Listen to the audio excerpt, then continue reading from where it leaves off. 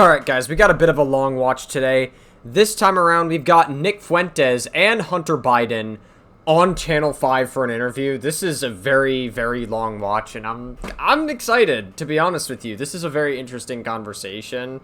I mean, we all know that Nick Fuentes is not a good person at all. He's a white nationalist. We've known this for years. Him having a conversation with Hunter Biden, very, very good day for content. You said you want to ask me, why are you a Nazi? Inclusion has been our greatest strength. Diversity has been our greatest strength. White people do feel like we are being boxed out. A 26 Well, I don't feel that way, and I'm white as fuck. year old white kid doesn't feel like he has access because he's been canceled, and the problem is black people. I didn't say the problem's black people. Well, you just did, Nick. You just I said said the problem is crime, and we know who's doing the crime in Chicago. Do you get what I'm saying? Yes. About the Holocaust things? About that. We get to say whatever we want on the internet. We get to deny the Holocaust. As far as Jews are concerned in general, I think that everybody in the country should be treated with dignity and respect and have their civil rights. Like, what do you think about somebody like Mamdani? Personally, I don't like them. Like, for example, on 4th of July, when he takes the opportunity to sit there with, let's be honest, not a single white person. What about fucking Donald Trump? There's no argument. Not a single white person. Hold up, let's see. Why? When he takes the opportunity to sit there with, let's be honest, not a single... Let's see. Okay, this is a white person. This is a white person. This is a white person. This is a white person. Bro, just because somebody's from the Middle East, or if somebody's from a country that isn't the U.S., like, people from different cultures, like Mexican white people can exist. Middle Eastern white people can exist. Like, that's the thing. Nick Fuentes is living proof of it. He's a Mexican white guy. white person. What about fucking Donald Trump? There's no ideological core to Donald Trump. No, I agree with you. Don Jr. got the largest loan ever given by the Department of Defense. Vance owes his entire political career to Peter Thiel. Whichever firm is the one to develop ASI, that could confer dictatorial-like powers upon the CEO of that company. Everything that we think about the way in which we exist in the world completely changes. Increasingly with Uber, Airbnb, banking apps, you can't live your life without the tech platforms. Everything that AI is built on is ours. That's what they're stealing from us. I want to find common ground of how much of a shithead Donald Trump is. We can get there, okay? The kind of first question that I had whenever I caught wind that you wanted to do an interview like this is, why now? What made you want to sit down for this kind of interview? Well, I think it's an interesting conversation to have all of us here. And, I think it's a moment in our country when there's a lot of realignment. I think that people recognize, especially in the past couple of years, I feel like nowadays the country is more divided than ever. More realignment? Like, what does that even mean? Is that, like, supposed to be one of Nick Fuentes' classic dog whistles? Donald Trump we are more divided under Donald Trump than we have been under any other president. And that's intentional. Like, Donald Trump is trying to escalate political violence and escalate the temperature of violence over and over and over again. That's, like, intentional. Everybody knows this. Unless you live on Twitter, maybe. Non-conventional critic, maybe, of what's happening. And so I think it'll be an interesting, productive conversation. I think it'll be different. But I mean, specifically, because we kind of share a publicist, I heard that you wanted to kind of... Okay, we have a publicist that you hit up, and you said that you wanted to talk to someone who would give you kind of a fair shot to, like, clear up some things and maybe some misconceptions about you and the things you believe. Absolutely, yeah. Yeah, I think that, I'm somebody who, I think like you, actually, maybe we have this in common, is kind of pigeonholed in a certain way for things that we've done in the past or things that we've said. I'm a crackhead. But I'm racist, right? I got pigeonholed there. Is that supposed to be funny too? I mean, of course it's funny to Nick Fuentes, whatever. Mine is true, yeah. Yeah. And also, like, Nick Fuentes is not pigeonholed. He's still able to exist on Rumble and a bunch of other streaming platforms, like Twitter as well. Like, he's able to post his shit fine. He's not really pigeonholed. If anything, Nick Fuentes is, for the right, one of the most important figures currently. I mean, when Charlie Kirk got assassinated, Nick Fuentes, it wasn't very long before Nick Fuentes sort of, in a weird way, replaced Charlie Kirk. The only difference is Nick Fuentes isn't putting himself in situations where he's debating other, like, college students like Charlie Kirk did. Instead, Nick Fuentes is doing everything from home. Mine's a little true. Maybe a little, no. But yeah, so I think it'd be good to clear up some of the misrepresentations and put out something accurate. So what do you think is the most misrepresented thing about you? Well, I think really the whole image everybody has about me. When you mentioned me, I think on a recent show, you said you want to ask me, why are you a Nazi? Yeah. And that's how everybody knows me. Everybody thinks of me as white supremacist Nazi, and I don't think that's really true at all. I think that we definitely have different values. I mean, you're more from the left, I'm more from the right, but I don't think I'm a hater. I'm not a hateful person. It is. Okay, so we're going to see this throughout this entire interview. Nick Fuentes likes to play. This is the game that he plays. Whenever he debates anybody or whenever he talks, he'll say something like, oh, I'm not a hateful person. Oh, I don't hate these group of people. But, oh, I just think that they shouldn't be in America. Like, for example, like, oh, black people. I don't hate black people. I'm not hateful of black people. I just don't think that they should live in America. Oh, okay, Nick. Yeah, that's totally... That's not really a difference in opinion. That's just you excluding a group of people based on the color of their skin. Like, this is the reasonability troll that Nick does. Nick Fuentes is not a stupid, like, he's not stupid. He knows, like, what to say and how to communicate it. Like, he knows how to communicate things very carefully in such a way where he's not, like, too, like, is overt the right word? He is pretty fucking overt sometimes about these things, but he'll communicate it in such a way where he sounds reasonable. So again, he'll say something like, oh, you know, I don't hate black people, but it's pretty obvious that they commit the crime, or that they commit most of the fucking crimes, and that he's obviously trying to dog whistle that black people are in some way, shape, or form problematic inherently by the color of their skin. That's the trolling that Nick Fuentes does, because he puts on a quote-unquote reasonable voice. Just because you sound reasonable in what you're saying doesn't mean the shit that you're saying is not fucking insane as fuck. Heil Hitler Friday, Heil Hitler, all my niggas Nazis. Hitler was very fucking cool. Yes, I do. One of them. And I'm tired of pretending he's not. So what's the thing about, I guess, traditional Nazism that you think you disagree with the most? Well, it's a non-Christian ideology. So, I mean, look, I believe that race is real, as the Nazis did, but I don't think it utterly defines a person. As a Christian, I think we're all created beings. I do believe... You clearly do. What is he talking about? He makes everything about race. He makes everything about celebrating our white race or whatever. I think if you're talking about cultures, you should be proud of whichever, I guess, like, ethnic background you came from. So, like, if you're Jamaican or if you're from Africa, you could be proud of your heritage and you could celebrate your heritage. If you're from Mexico or any other Hispanic country, you deserve to be proud of that. But when it's, like, when you're talking about white people is such a broad term when it comes to quote-unquote culture. White people come from all sorts of different countries around the world, like Europe, the Middle East, Mexico. Like, what do you mean? Like, white people is such a broad term. When people say, I want to celebrate being white, I want to have this be like I remember a while ago there was a white nationalist we covered. It was a random university made a video on it, and he was in like Tennessee where he wanted to do like an all whites community. It's obviously meant to be racist. Like, people, when they say I want to celebrate the background of being white, people are obviously doing it to be racist. Like, we know this fundamentally. There's such a thing as a universal human community, and so I think it's a cruel ideology. I've said this on my show, by the way, but I mean, that would maybe be the fundamental. Did you always feel that way? Always, yeah, absolutely. So even whenever you were younger and stuff? I did, but you know, you got to recognize times have changed. 10 years ago, we had a totally different political world. The regulation and policing of speech, you know, what you would call wokeness, I think was at an all-time high when I got started as a very young man. What would you would call wokeness? Yes. Yeah, exactly. Well, and I think, I mean, would you not say there were some excesses maybe in those days? Yeah, in those days, I wasn't doing too well, so I wasn't paying much attention. Anyway, I would love to hear, and I'm not asking you to like retract everything that you've ever said and all, you know, or anything, but I said that I would love to talk to you because, number one, I told you this, is that I think you're really smart. And I think that with that comes in a real responsibility. And you have an audience. And I have a friend whose son is my daughter's age, you know, maybe 28, you know, your age. And he's really smart. And he is a big fan of yours. And so, by virtue... I don't know if that's a good or a bad thing. I mean, I guess there's a lot of young people that have gravitated towards Nick Fuentes because they, like, Nick Fuentes says edgy shit, and they'll go, oh, ha, ha, ha, ha, that's so funny. He says a bunch of edgy shit about black people, and he says that women need to shut the fuck up and, like, say all this, like, crazy shit online. It's so funny, tee-hee, ha-ha, funny. To some extent, they subscribe to some of those ideas, probably. Maybe not all of them do it fully, cognizantly, but they definitely, to some extent, like Nick Fuentes, which is a little concerning, as that could start a pipeline into the alt-right. Of the relationship, I got to learn what it is that why he is a fan of yours. And none of it has to do with, I would hope you agree, like really egregious things that you've said in the past about the Holocaust or about... Oh, yeah, no, it 100% has to do with that. Again, Nick Fuentes is an edgy person, and a lot of young people gravitate to Nick Fuentes because he's edgy. You know, it's interesting because we can't have any... People like Nick Fuentes are the reason why we can't have fun racism anymore. You know what I mean? And I'm going to explain to you this. There's a difference between making a racist or a sexist joke, but being racist or sexist is not funny.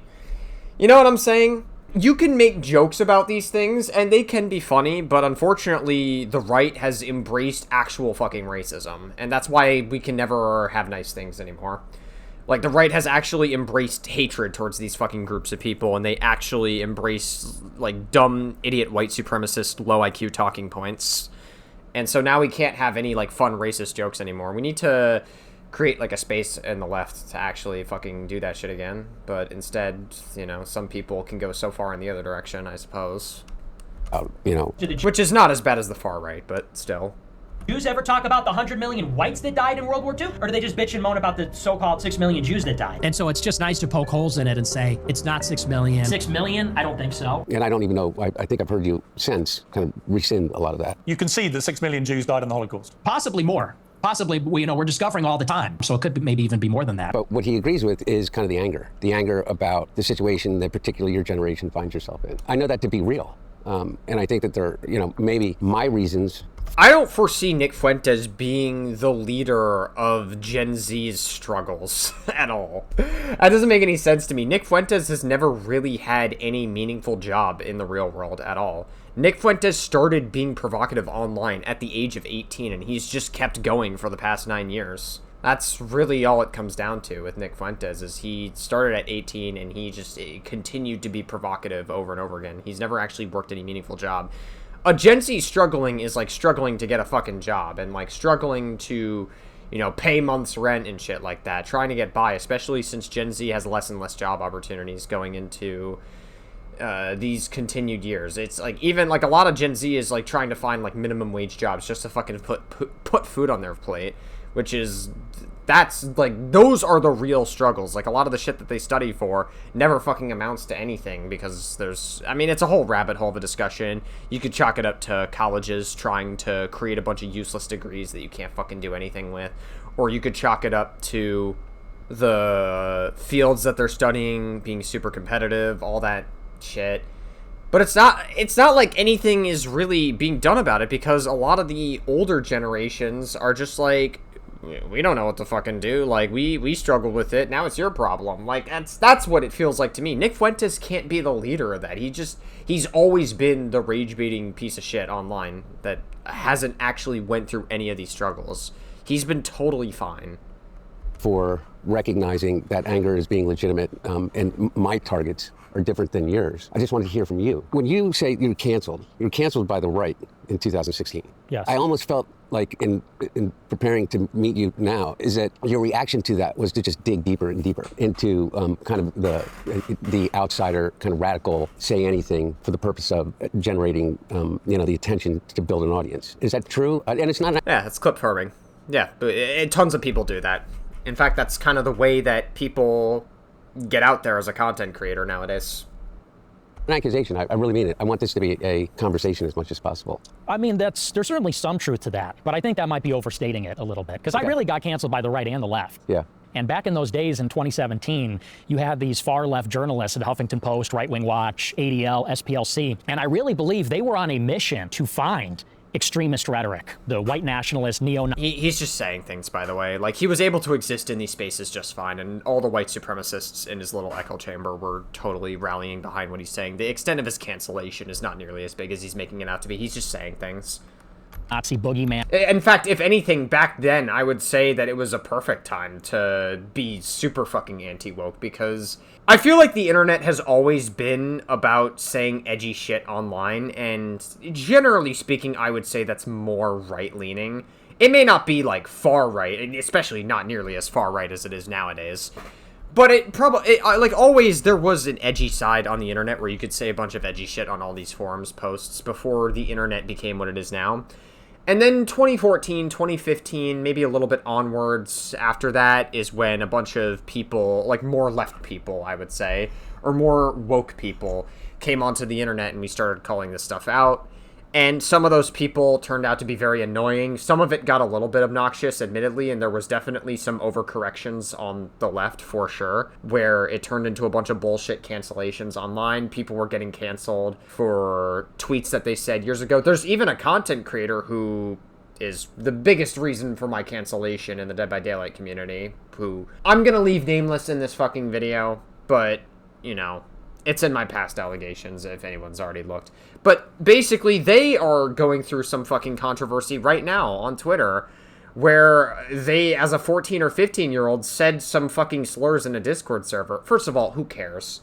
If you're a fucking 14 or 15-year-old saying slurs and you don't do it today, like years later, who fucking cares? Doesn't fucking matter. No one in the real world cares about that.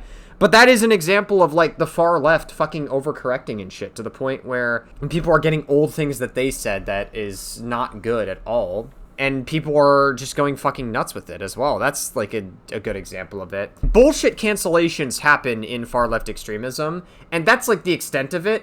But this point has always been so fucking weird to me because it's like, we're talking about bullshit cancellations, which is the worst of far left extremism, and then we're talking about rape and pedophilia, and then the government, Donald Trump, basically doing whatever the fuck Israel wants. Like, that's the extent of far right extremism.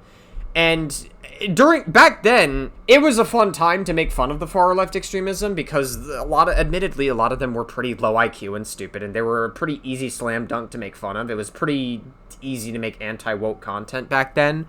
But unfortunately, a lot of that translated into who the presidents that we voted for, and we voted in a fucking rapist pedophile into office, and now we've gone so far to the right that, like, pedophilia and rape is now, like, an actual acceptable thing in society because of it. So it's pretty insane, like, where things have ended up, and people are willing to just, like, completely go, like, oh, but Trump's not on the Epstein list. There's no evidence, even though he's obstructing the Epstein files from being released.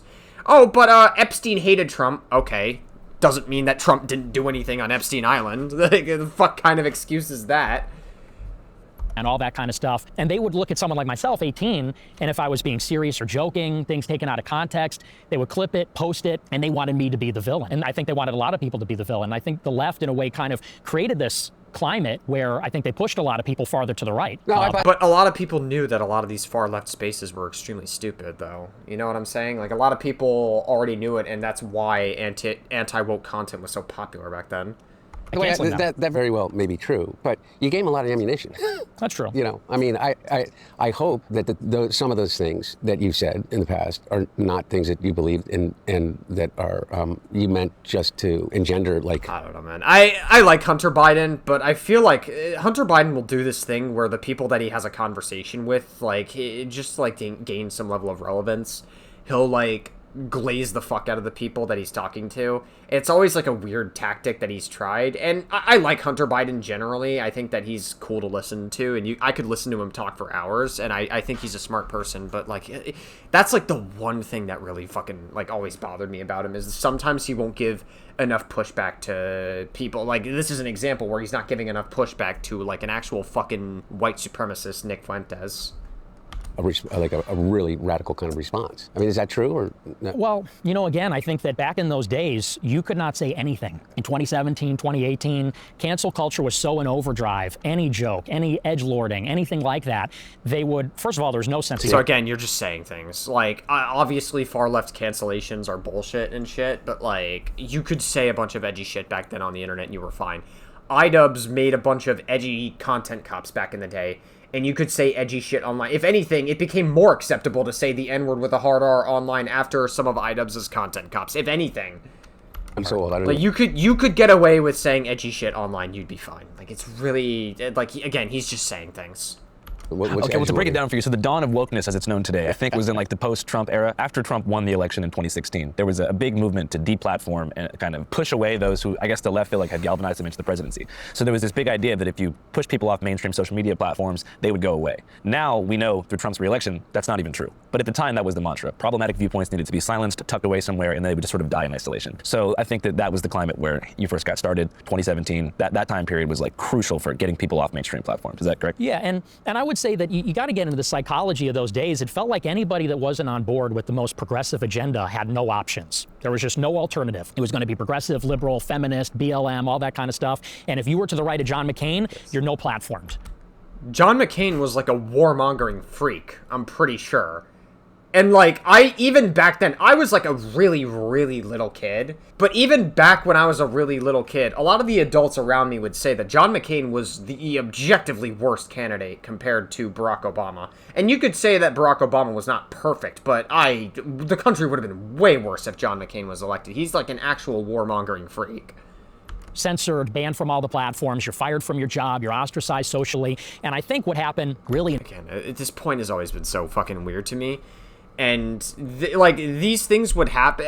We're not going to say anything about how Trump has sort of horseshoe theoried himself into this exact same thing, especially with the Epstein files. I mean, why do you think Pam Bondi had to fucking resign? Because they were calling her a rhino. Same for Marjorie Taylor Greene. They were also calling her a rhino as well. And Donald Trump was threatening Marjorie Taylor Greene and her family if she said anything about the fucking Epstein files, which Trump is actively refusing to release, and also all of his administration being fucking corrupt. And if they step out of line away from whatever Trump's agenda is in covering the Epstein files, that means that they're going to lose everything. They're going to lose all their jobs, and they're going to gain the reputation of being a rhino in these fucking spaces. So I could say the same thing about then. And also, not for nothing... But again, the extent of far-left extremism, which is bullshit cancellations online and idiot people wanting, like, healthcare, maybe? I don't know. Like, that's, like, I don't know. Wanting healthcare is not an idiot thing. Sorry. I should rephrase that. Idiot people doing bullshit cancellations is what I meant. And then wanting healthcare. That's the extent of far-left extremism. That's what I should have said. Sorry. I should correct myself. Versus rape and pedophilia. And doing whatever the fuck Israel wants. Like, I don't know. Like, obviously, we know that these things are not equal. All the centrists that say that, oh, but the left and the right are the same thing. No, they're not. Okay? Like, one is worse than the other. One is objectively worse than the other right now. That's just, that is where we're at right now. I don't know what else to tell you. Like, the left and the right are not the same. I don't know what to tell you. It's just like, the left is stupid. The right is dangerous. That's what it comes down to.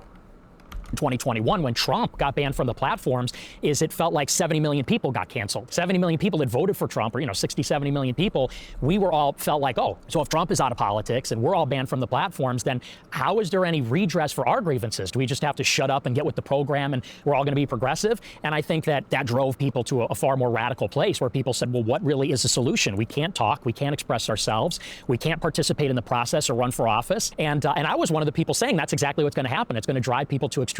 If you don't talk, if people don't feel like they have a seat at the table in enfranchisement, I think then they start exploring options outside the system, outside of the political process, the democratic process. So I think it's self-inflicted in many ways. So you feel like after the mass deplatforming in 2021, whenever people on the right got pushed to platforms like Parler, Gab, Rumble, etc., the lack of discourse and like the political singularity of those platforms created more extremism? Absolutely, absolutely. Because look, you take Trump off of Twitter, Facebook, Instagram, YouTube, and I predicted this in 21. I said, watch, you're going to see alternative social media rise because some venture capitalist is going to see there's a huge market of 70 million. Rumble's not even that big, by the way. Rumble is only where a bunch of edgy people go just to say whatever the fuck they want. That's why you see people like Sneeko there. That's why you see people like Leafy there.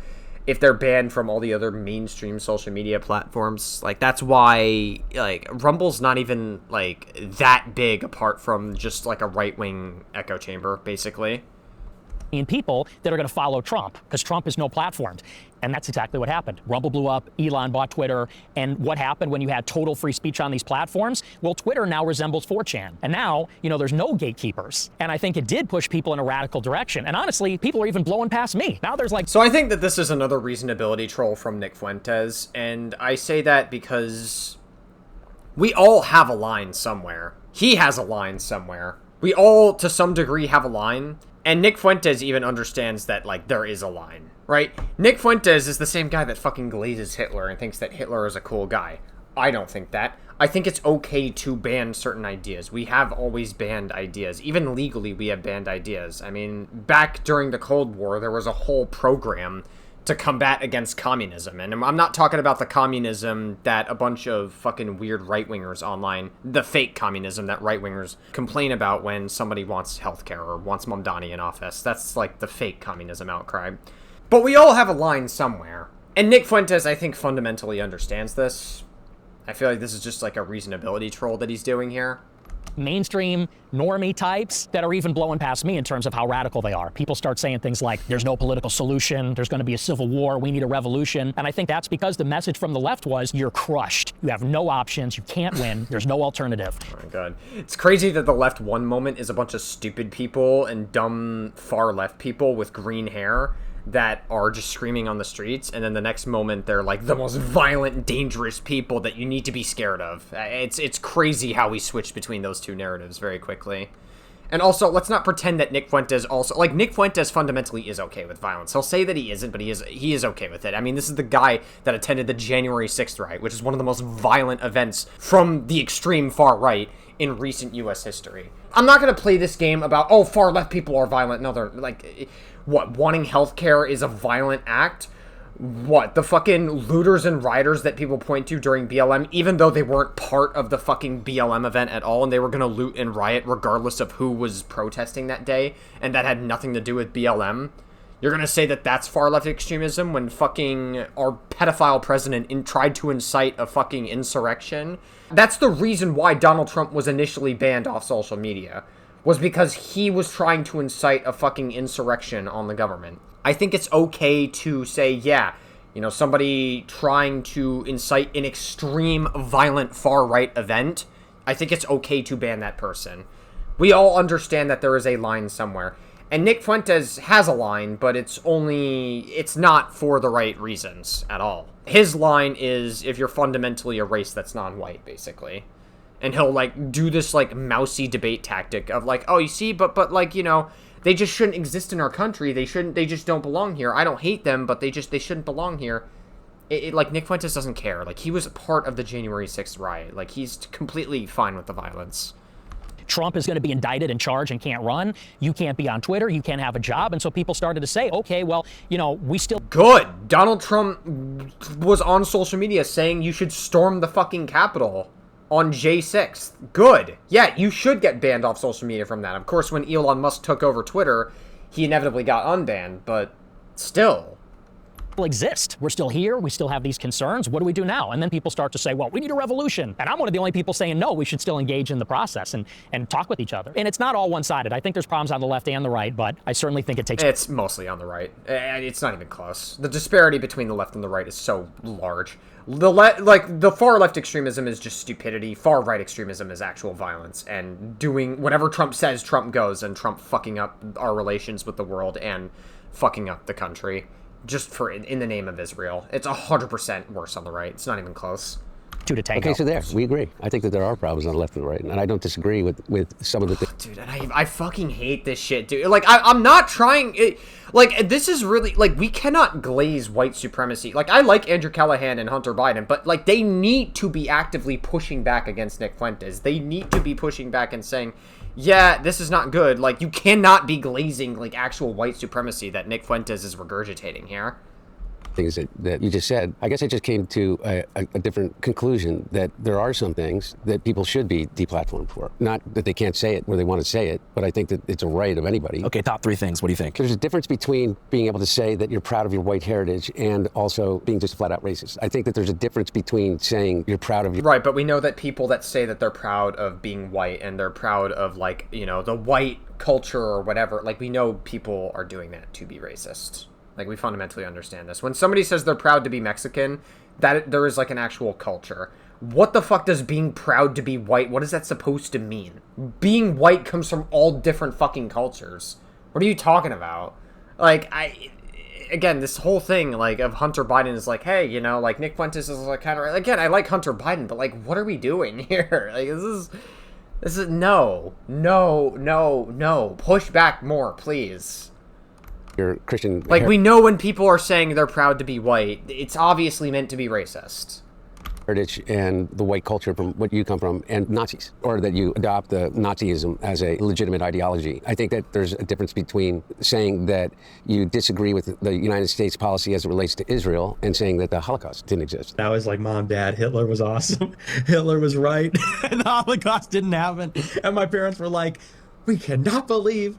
Those would be top 3 things in my mind. I know that you believe that some people took you out of context, and I do agree. Look, on both the right and the left, there are these gatekeepers, 100%. And look at me, the mainstream press just destroyed me for 7 years without any real kind of reflection about what they were doing. I do think that, some of those things are legitimate reasons to say, we don't want you on our, on our commercial platform. Would you agree with that? I mean, you just said, for instance, people calling for like an armed revolution, like people calling for actual violence. You're opposed to. Oh, absolutely. Yeah. I'm against violence, and I do think those are one of the legitimate things that should be taken from the platform. He's not against violence, dude. He attended Nick Fuentes attended the J6 rally. He is not against violence. What the fuck is he talking about? Oh, absolutely not. And also, like, advocating that, like, all black people need to be in prison. Women need to shut the fuck up. All these people need to, like, not exist in society as normal human beings. Nick Fuentes is violent. He doesn't care. He attended the J6 route. Like, we talk about all this fucking, like, far left extremism, but we're just gonna ignore that January 6th stemmed from because of far right extremism. That's the reason why January 6th happened. Form. There's a lot of the stuff on social media I don't agree with, but again, what started to happen is there was this like editorial censorship where certain ideas were banned. And it was such a broad brush and also totally opaque and ad hoc. You'd be on YouTube, like I was, for example, they banned me for life and didn't even give me a reason. Not a specific quote, not a specific infraction. And so you don't know what the rules are, you don't know what the process is, they just take you down. And especially now when everything is digital, it's not just the social platforms, it's the other ones like Uber, Airbnb, whatever. It feels like you're being denied almost something like a civil right. The social platforms are the modern public square. Increasingly with Uber, Airbnb, the banking apps, you can't live your life without the tech platforms. And it felt like if you just simply had the wrong opinions or you were the wrong kind of person, you were being deprived of like a basic civil right or being able to participate in society. So, and I think maybe that's an area of collaboration where we recognize maybe it is a civil right to use the digital platforms, but here are the rules. Here's what you can say, here's what you can't say, here's the process. Maybe there's a reconciliation mechanism, but I mean, the censorship was just out of control. I don't think anyone disagrees there's a reasonable limit, though. Yeah, no, I guess what I'm saying is that I don't see that as a result of left-wing or right-wing ideology. I view that kind of level of deplatforming. Look, I was debanked. I was debanked before I was ever even charged with anything. I lost every bank account. It took me, 9 months once they, the Trump administration, said that they were starting an investigation into me to be able to actually get a bank account again. And I don't want to tell you the bank because tomorrow they may debank me again. But my point is that those people are incredibly identifiable. I've been talking and going around and I say things like, I don't think we are nearly as divided as they're telling us we are. Because I do believe that there are an identifiable group of people that are responsible for. Maybe back in the day that might be true. Maybe the left and I could foresee the left and the right back in like the 90s or something, sitting at like a dinner table, or even the 80s, sitting at a fucking dinner table and getting over their differences in opinion. But unfortunately, the right went from being, in my opinion, like conservatives, I will give them this, they weren't always so batshit fucking crazy. They once upon a time were normal people, but then the anti-woke culture somehow stemmed into white supremacist talking points, and then it completely just devolved into voting for rapist pedophile Donald Trump. And defending everything that he does, regardless of however he does it. Donald Trump is somebody that would have been seen as an enemy during the Nixon period, when Richard Nixon was president. Richard Nixon, quite frankly, even though Watergate was fucking bad, Richard Nixon, quite frankly, resigned for way less than Donald Trump did. Like, Watergate is peanuts in comparison to the fucking Epstein files. Meanwhile, the administration covers that up. Richard Nixon resigned for way less compared to Donald Trump. It's really, to me, that is a testament to how fucking insane things have gotten now. Enormous amount of the discord and division because they make money off of it. I think that these social media companies that are controlled by 3, 4, 5, individuals have made it clear that they only care about one thing. They only care about how much money they can produce for themselves and, the people that hold stocks in their company. Even to the degree where we know for certain that they're driving teenage girls to the highest levels of suicide by a factor, like exponential factors, directly related to the content that they're being pushed, and they won't do anything about it. Right. And so, to the same degree, I think they, a lot of what you call wokeness was maybe an illegitimate, but a financial decision based on a lot of these. Corporate psyop, maybe. Corporate psyop. Thank you. I mean, by the way, exactly. You know, I mean, I just wanted to back up real quick. So you talked about certain people going too far. About 2.5 months ago, I visited a whites-only community in Hardy, Arkansas. And I don't know why. I guess coming from like a more like left-wing place, I'm from Seattle. I kind of assumed there was like a united front on the right for some reason. So I'm out there, I'm chilling with these dudes. They're like sword fighting, having barbecues. I mean, overall, it was a good time for them. I had a hard time connecting with them because I don't agree with them, but it's all good. I was having fun for a couple days. And then, like, right as I was there, I guess you had hit them up on X or something and said like, hey, I don't want to associate with you guys. What happened there? Well, that was really more of a personal disagreement with the guy that founded it. Yeah. Wow, it sounds very petty. But I do think it's an interesting project, and it's interesting that that got so much pushback, this whites-only community, because you know what? Why? Why is that? Why is it interesting that something like that would get so much pushback? If you go to a lot of these different neighborhoods in major cities, there are ethnic enclaves, and it's not like there's an explicit rule that you have to be a certain ethnicity, but we all know in Chicago and New York and LA, you got certain neighborhoods where it is 80, 90% one ethnicity. Yeah. And What the fuck is this point? Oh, this is exactly what I'm talking about with the fucking mouse. I was earlier in this video. I was talking about mouse debate tactics. This is exactly what I'm talking about. By the way, Nick Fuentes will do. He'll try to like pull this like weird sleight of hand here. This is the sleight of hand that he fucking pulls, and he'll say it and try to sound reasonable by being like, "Oh yeah, there are certain ethnic enclaves where there are only black communities. There are only these communities with minorities here." Yeah, technically what Nick Fuentes is saying is true, but he never answers the why part. The why part is so important to that.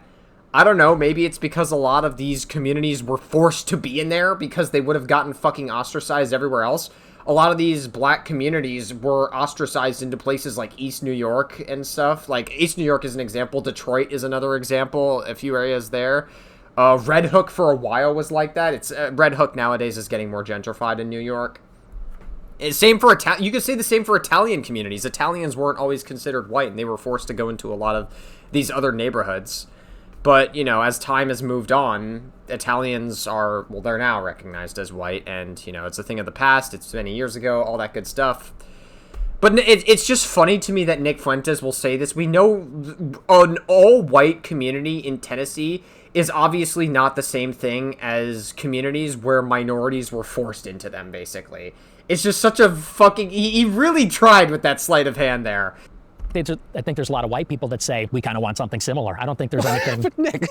Well, okay, let's back up. If you want to talk about the histories of, you know, New York and Chicago, I feel like that was also a conscious decision that was made like after the Civil Rights Act. Blacks only. It's in Cabrini Green, where Mayor Daley made everybody that was black live in the Cabrini Green. I mean, it's not. It wasn't by choice. It's not by choice that these ethnic enclaves are 80 or 90%, whatever that ethnicity is. It's because that's the only place in which they had an opportunity to live unbothered. Or there we go. Finally, some fucking pushback. I'm actually like, I'm curious to know what Nick Fuentes is going to say about this, because he's actually getting like real pushback from Hunter Biden now. They were told that they had to live because of the historical fact that they could not move into other neighborhoods. You could not move into parts of South Chicago without, you know, being stoned. Right. Literally, right? Yeah. And so, like that. So it's not as if those ethnic enclaves are there by choice. You know, and so that also ethnic enclaves do exist for like specific variations of different Europeans. Like, you know, there is like places that are chocolate, like South Philly's full of Italians. But there's, you know, there's Little Italy and there's Little. Yeah, but again, Italians were forced into that as well, much like black people. Not for the same reasons as black people were, but Italians were forced into these communities because they weren't always considered white, and that's also why the Italian mafia existed, because they didn't have as many opportunities back then as they would now. Yeah, I think the issue, I always like, what confused me the most about the whites only community is like, there's just so many different kinds of white people in America. You know, so like to establish a unified white culture with a place so diverse and full of like different regional flavors just kind of felt confusing to me. Because Yeah, pretty much, exactly. That's basically what my point has been. Mean a different thing depending on what part of the country, what European enclave you originated from. Like, we're Irish people from the Philly area. Can you compare that to like, you know, surfers in San Diego, or even like, you know, Italian Americans in Staten Island? I don't know, everything just feels so different. So when I got there, I was trying to identify what they meant by white culture. It wasn't really based on shared like cultural practices, but more the exclusion of people who weren't white. So they weren't like stoked on being European necessarily. They were more just like, oh, we're here because those people aren't here. So it just kind of felt more negative than constructive. Yeah, I mean, like I said, I'm not really involved with that project in particular, but I think that, look, I mean, you talk about the anger that's out there and the frustration, and I think part of the frustration, let's be honest, is that white people do feel like we are being boxed out in major cities in the country, and it feels like... Again, I don't feel that way. I don't feel like I'm being boxed out at all. I'm white as fuck. I don't feel like I've ever had opportunities robbed from me. The extent of the quote-unquote racism I've received is like somebody calling me like a cracker or something, or somebody saying, like, calling me a white-ass kid or something. But like, okay. I'm not really shitting my pants over it. Like, it's kind of cringe. Like, I think it's a little cringe, but it's not that deep at the end of the day. We obviously know it's not the same thing as calling a black person the N-word with a hard R, or saying that you're a black-ass person, or something like that, right? Something fucking insane like that, you know what I mean? Like, that's different from pointing out somebody being white. And yes, the double standard does exist.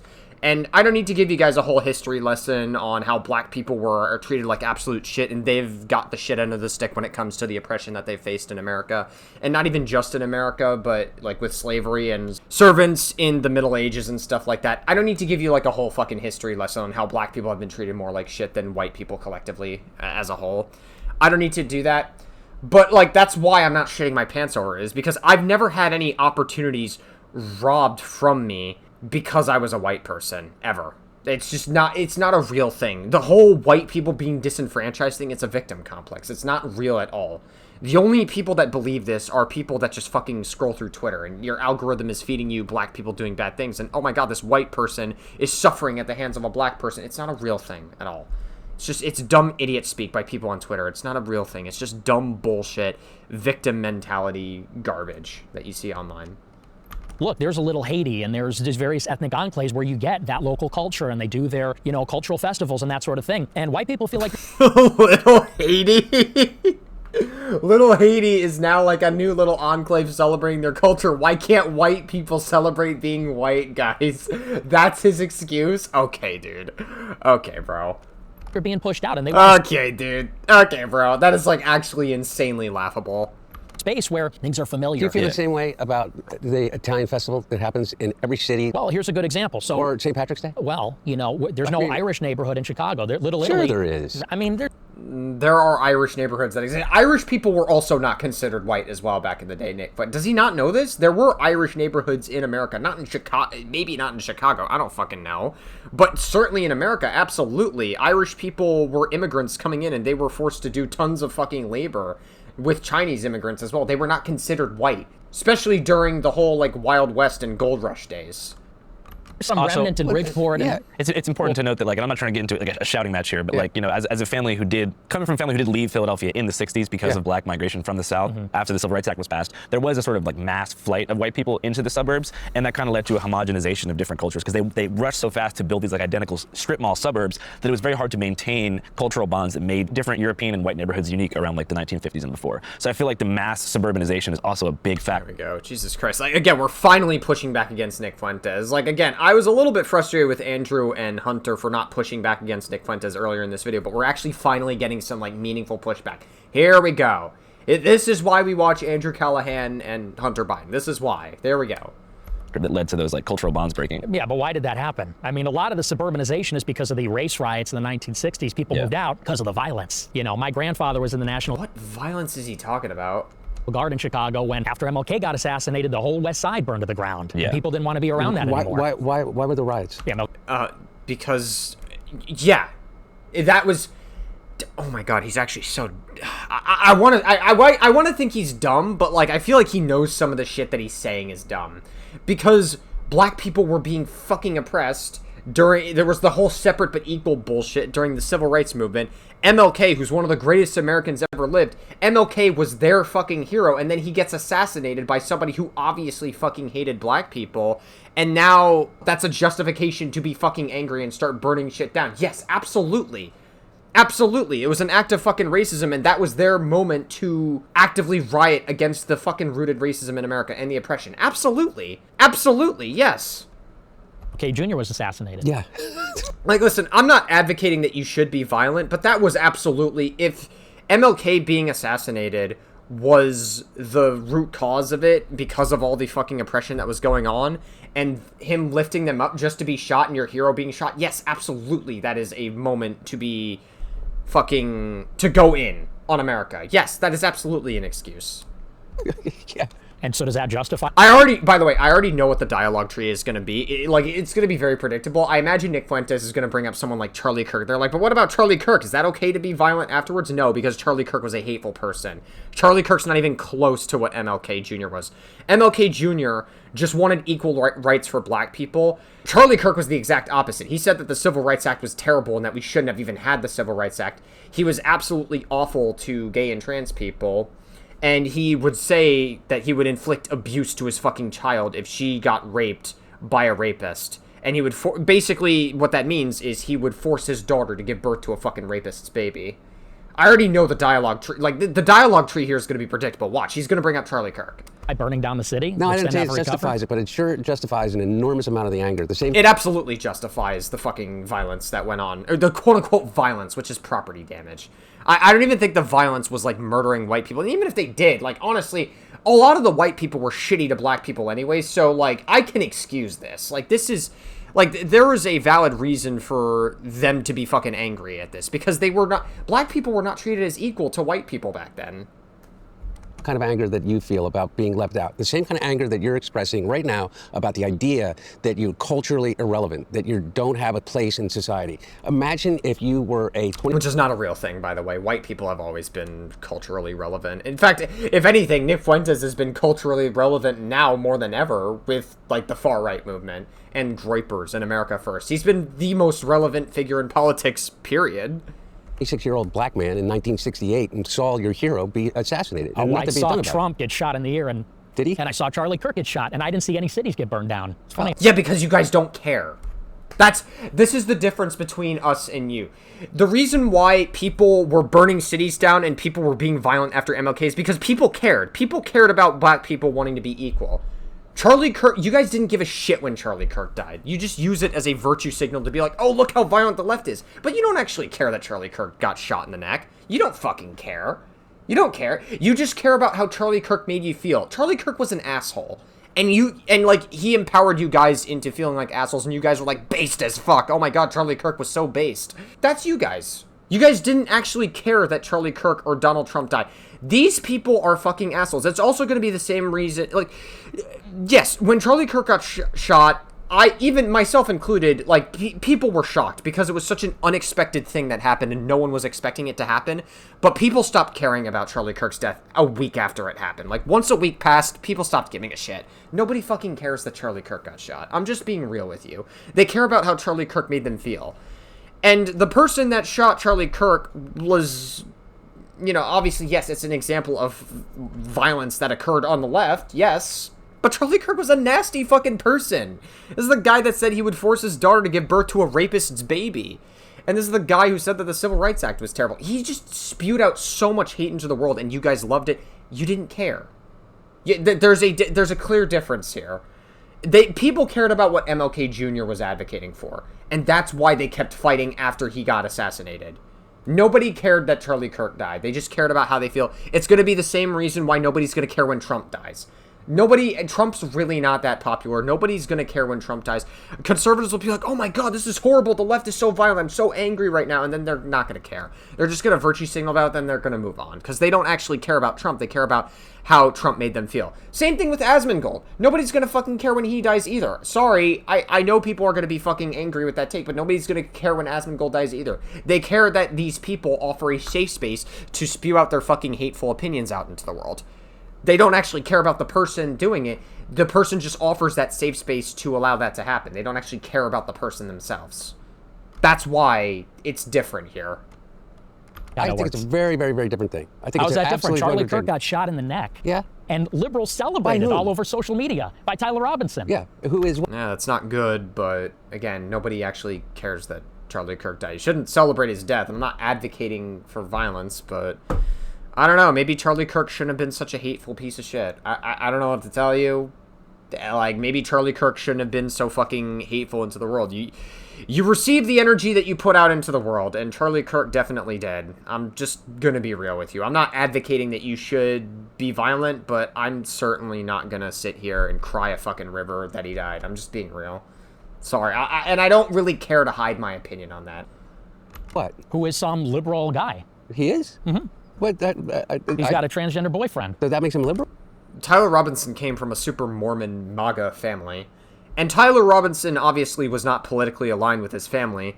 And Tyler Robinson was obviously, he was dating a trans girl at the time, and of course the right's going to use that to be like, oh, but trans people are violent, all this stuff. Yeah, whatever. Okay, fine. It's obvious bullshit.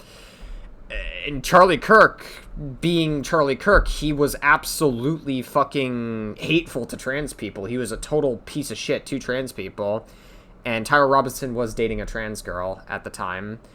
And he was hanging out in these Discord servers. And to some extent, I think Tyler Robinson was radicalized to being, like, extreme. Like, he definitely got radicalized in the opposite direction of the far right. And he did what he did. I mean, again, what happened to Charlie Kirk was terrible, but he shouldn't have been such an asshole to trans people. Like, it's all I can say. I don't know what to tell you. He shouldn't have been such a fucking piece of shit to people in the world. Because he's transgender? Because he's gay? So. Well, because he's got a transgender boyfriend, yeah, I think so. It makes him liberal. I think he was liberal, yeah. Okay, well, he didn't come from a liberal family. He didn't come from a liberal enclave. He didn't come from a liberal background. He's not a minority. He was a Mormon, correct? Mm-hmm. And grew up in a Mormon... Yeah, he came from a Mormon MAGA family, yeah. Mormon household, and he went to a largely Mormon college, and he ended up committing an act of violence, according to the FBI and the authorities in Utah that charged him. How does that in any way compare to what we're talking about? I'm not justifying the violence that occurred after the death of Martin Luther King, but you're saying that person, this Tyler, whoever his name is was as disenfranchised as the African American community in 1968 in inner cities? Well, the question is who we want to live around. I'm not living around blacks. Sorry, I want white kids, and I don't want my white kids bringing home black people to marry. And in the 1960s, the West Side burns down. We don't want to live around that. We don't want to live around a city that's burning down. Okay, so, like, again, the fucking the dialogue tree with Nick Fuentes is so predictable. I know what he's trying to communicate here. When black people are inherently more violent than white people who supported Charlie Kirk, and nobody was violent when Charlie Kirk died because you guys don't care. You guys don't actually care about Charlie Kirk. That is the real reason why nobody was violent after Charlie Kirk died. Because you guys didn't actually care that he died, truthfully. People cared about MLK. MLK actually stood for something and fighting for a civil rights movement. And there was something to fight for because it affected their rights. And that's why they cared. That's why people were violent after MLK died. You guys didn't care when Charlie Kirk died. It's not when the white flight happened. It is. No, it was a big response to it, absolutely. 100% not. Absolutely. You make these historical connections that don't exist. Part of it was potentially, but before that, what Mayor Daley did is made Chicago the most segregated city in the entire United States, other than Boston. When you would come from the South to Chicago, African Americans from the South, blacks in the South coming to Chicago would say that Chicago was twice the level of segregation and racism that occurred in the South. And so it wasn't as if you're coming into a situation in which you're feeling in any way enfranchised by the community and the situation that you're in. And as many people left simply because of the idea that someone was black moving into their neighborhood as the violence that occurred after the assassination of Martin Luther King. So the numbers actually, pre-1968 when King was shot, you had more people leave the city because of the desegregation, because of the 1964 Civil Rights Act, than you did after the riots. I think that's just not true. I think that the race riots were a huge driver of white flight to the sub. Okay, dude. Okay, bro. Fucking God. I can't with this guy. Alberts. I think it's just dishonest to say that's not the case. Okay, so what's your point about all of this? Well, we're talking about where people want to live. Yeah, I know. So, like, what in 2026? Well, how about in 2020 when Minneapolis burned to the ground, or how about in the summer of 2020 in Chicago? Minneapolis didn't burn to the ground. It didn't? No. I mean, there were BLM didn't destroy dozens of structures? If you guys need a physical witness to what happened in Minneapolis, there were many... So again, the whole, like, oh, but BLM is violent, most of those were looters that were going to be violent regardless of who was protesting. If it was a right-wing protest, we would have had the same thing. They were unrelated to BLM. Tons of right-wingers like to use this to blow it out of proportion, to be like, oh, but BLM's violent. It's not. It's completely just, like, untrue nonsense. And Nick Fuentes, like, again, we're seeing Nick Fuentes constantly get fucking pushback for the shit that he's saying, and he just, like, folds immediately. It's really pathetic. Structures that burned to the ground. Not the city, but there was, I would say, between 40 to 50 buildings off of Lake Street in the south side that did burn to the ground. But most of the city was intact, but it was quite an intense situation. People don't want to live around that. People don't want to live around that. You know, in Chicago, it rolled on into the summer, and it wasn't, you know, let's say, the anger of the oppressed and the disenfranchised. So They who's at were fault? looting. So They were looting and who's they? carjacking. The criminals. Are you saying that the problem with the 26-year-old white kid living in suburbia outside of Chicago and his feeling of being disenfranchised is because there was looting and rioting in Minneapolis by black people? And it's black people that are doing it. Yeah, I mean, the problem with Are you Austin really? Metcalf was that he got stabbed in the neck at a track meet. And the problem with our city in Chicago is that the magnificent... The thing about the Austin Metcalf situation is he got into I covered this in a whole fucking shoe on head video where Carmelo Anthony, basically he killed him because they got into an altercation. He just so happened to be black getting in that altercation. It didn't stem from any racism, so I don't know what the fuck Nick Fuentes is talking about here. He's trying to make it seem like, oh, this is an act of violence. They got into a fucking altercation. Metcalf seemed to trigger it to some capacity. Doesn't justify him dying, obviously, but then a lot of right-wingers like took the situation and went, oh, look, it's a black person committing an act of violence, and then they virtue signaled about it. Meanwhile, they vote in a warmongering pedophile president that commits violence against the entire fucking world. So, yeah, what happened was bad. Carmelo Anthony probably deserves some level of jail time, but we all know the reason why people are bringing it up.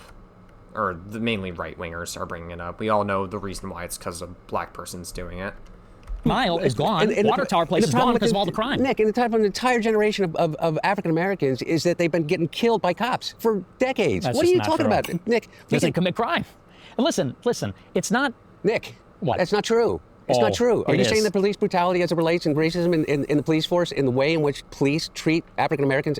Nick, you could grow up here like I did between Wilmington and Philadelphia. And if you were a black dentist and you lived in Wilmington and you commuted to Philadelphia, the chances of you being pulled over by a state trooper, either Delaware or in Pennsylvania, are about 50 times that would be if it was a white guy. 50 times. And We're so what talking you're about- trying to tell me is that the problem in America right now is that a 26-year-old white kid who lives in suburban Chicago doesn't feel like he has access because he's been canceled or he's been woke, and the problem is black people. I didn't say the problem's black people. Well, you just did, You quite literally are saying the problem is black people. Nick. You just I said said the problem is crime, and we know who's doing the crime in Chicago. The carjackings, shootings, teen takeovers. We know why there's no business on the Mag Mile anymore, and it's because they steal cars, they drive them through windows. And listen, black people are some of the biggest victims of the black crime.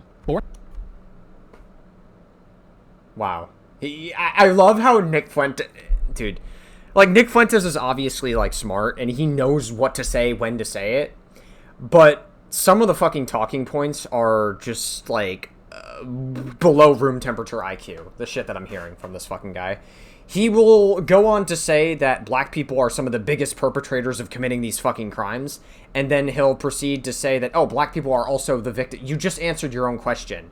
They're happening in predominantly black neighborhoods. But who commits the largest amount of crime in, I don't know, Japan, for example? Who commits the largest amount of crime in, oh, I don't fucking know, overseas, in other fucking countries that don't have black people in them, or as many black people? I don't fucking know, whatever the majority of the race exists in there is. Do you see how low IQ this fucking talking point is? Like, do you not understand it? Like, if anything, I would say, like, and also, he doesn't care about this fucking point, because you have him who attended January 6th, and he's completely fine with everything that occurred on January 6th, which was an incredibly violent event by a bunch of far-right extremists. He doesn't fucking care about this fucking point at all. Donald Trump, as well, is also doing whatever the fuck Israel wants to do. Israel has illegal occupation on a bunch of brown people. I'm going to take it a step further. I think America is some of the biggest, like, you know, it's a real shame because there's a lot of different cultures, like, there's a lot of different cool cultural, historical Americana that you can find, especially in, like, Pennsylvania, you know, like, there's a lot of cool areas in Pennsylvania that I've really enjoyed going to as a little kid, but all this fucking violence that America is committing overseas really ruins it for me and really makes me hate living here, to be honest with you. I think America, I'm going to take it a step further. I think America is one of the biggest perpetrators of violence in the entire world, ever. And it's a bunch of white people. Donald Trump, by the way, white as fuck, committing that violence. Netanyahu is white as fuck as well, committing that fucking violence onto a bunch of fucking brown people overseas. You know, Nick Fuentes pretends that we don't, for decades, prop up fucking terrorist organizations to then systematically take them down years later. And be like, oh yeah, these terrorist organizations are bad, we should get rid of these terrorist organizations. That has been a strategic thing that America has fucking done for decades. It's very interesting. Like that, like, just because the violence is legalized, just because there is a legal aspect to the violence being committed, doesn't mean that the violence isn't happening at all by a bunch of white people. If anything, I would argue white people are way more fucking violent than black people ever have been. At least black people had a fucking reason to be violent. Or at least the quote-unquote extent of the violence is like burning buildings down and property destruction. That's the extent of it that he's bringing up. At least they have a justification for it. White people, not as much, if you look at all the fucking examples. You really look at some of the arguments that Nick Fuentes is proposing, and they completely fall apart once you actually analyze it. Not allowed to talk about it because of the racial What do you mean you're dimension. not allowed to talk about it? We're talking about it right here. Hey, You have guys, a platform. Nick Fuentes literally has not stopped fucking talking about it all the time on his show. I'm not sure what the fuck he's saying. In which I think millions we're- of people listen to I you, think- Nick. I think- Millions. Well, What? after Elon had to buy Twitter and open it up. It wasn't like that before. I was banned from everything for many years. So no, you weren't allowed to. You're right. Nick Fuentes was allowed to stream just fine, by the way, on the internet. Like, he still had a platform, and there were still tons of people willing to follow him. So he's pretending like this ban was super effective on it. It wasn't. He was just fine. talk about it now, but that's only because the good guys Nick. won. Hey, what's up, guys? There's something I forgot to tell you about. We also just launched our own streaming platform called Whoa, sponsorship? Hey, you know what we gotta do? We gotta watch all the ads, baby. C5.now. We have 5 films on there right now. Film number 1, The Art of Protest, made by the homies over at Indecline, who we interviewed a few months back. Film 2, Rat Film by Theo Anthony, set in Baltimore, investigates the lives and times of the rodent population through the eyes of the people who love the rats of Baltimore, study the rats of Baltimore, or are paid to execute and trap the rodents of Charm City. Documentary number 3, Star Cash by Haley Garrigus, an amazing Wall Street documentary that follows the lives of market predictors, that's right, stock analysts who stare at the planets to figure out what's gonna happen with the money. Documentary number 4, it's called Physician Heal Thyself by director Asher Penn, a fascinating lifelong profile featuring tons of archival footage documenting a physician, psychiatrist, philosopher, sorcerer of the mind named Gabor Mate. Very influential dude as far as addiction and trauma and healing. He's about as good as it gets. He's the top dog in that realm, so check that documentary out. Documentary number 5 is my own. Had to put my own sauce on there to get the train moving. It is called Finding Orson, a 45-minute documentary that I shot over the course of a year and a half, trying to reunite a beloved friend and elderly community member named Rick Shore with his lost parrot named Orson. Maybe he's just too embarrassed to admit that he doesn't want the bird anymore. So those are the 5 films on C5.now. A totally independent, creator residual forward, power to the people documentary platform, not gatekept by Hollywood. And what's unique about C5.now is that unlike the major studios, we're not afraid to take a risk. And of course, pay creators fairly. The link is in the pinned comment and description box of this video. And most importantly, it's not just a website. It's an app on your phone and a smart TV app. So get your popcorn, get your remote, sit down. It's time to learn. I'll see you guys soon.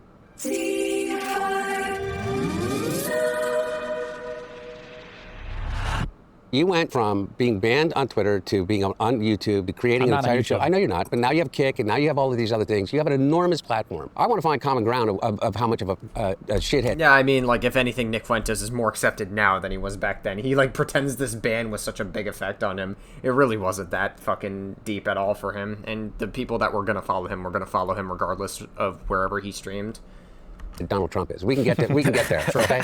What I don't understand is how you didn't recognize that in 2016, and how you didn't recognize that in 2020, and how you didn't recognize that in 2024. Because Donald Trump I did in 24. Because Donald Trump hasn't changed. Donald Trump hasn't changed at all. Donald Trump has been Donald Trump since he came out of the womb of a woman that was an immigrant to this country. And so, what I want to know, though, is that I don't know how we get past this idea that the biggest problem that you have with your personal situation and how you extrapolate that to the situation of other white kids that are your age, that feel disenfranchised, that feel left out, that feel they don't have a shot. By the way, nobody actually feels disenfranchised as a white person, like, in reality. Like, the white people being disenfranchised, it's a myth. It's not a real thing.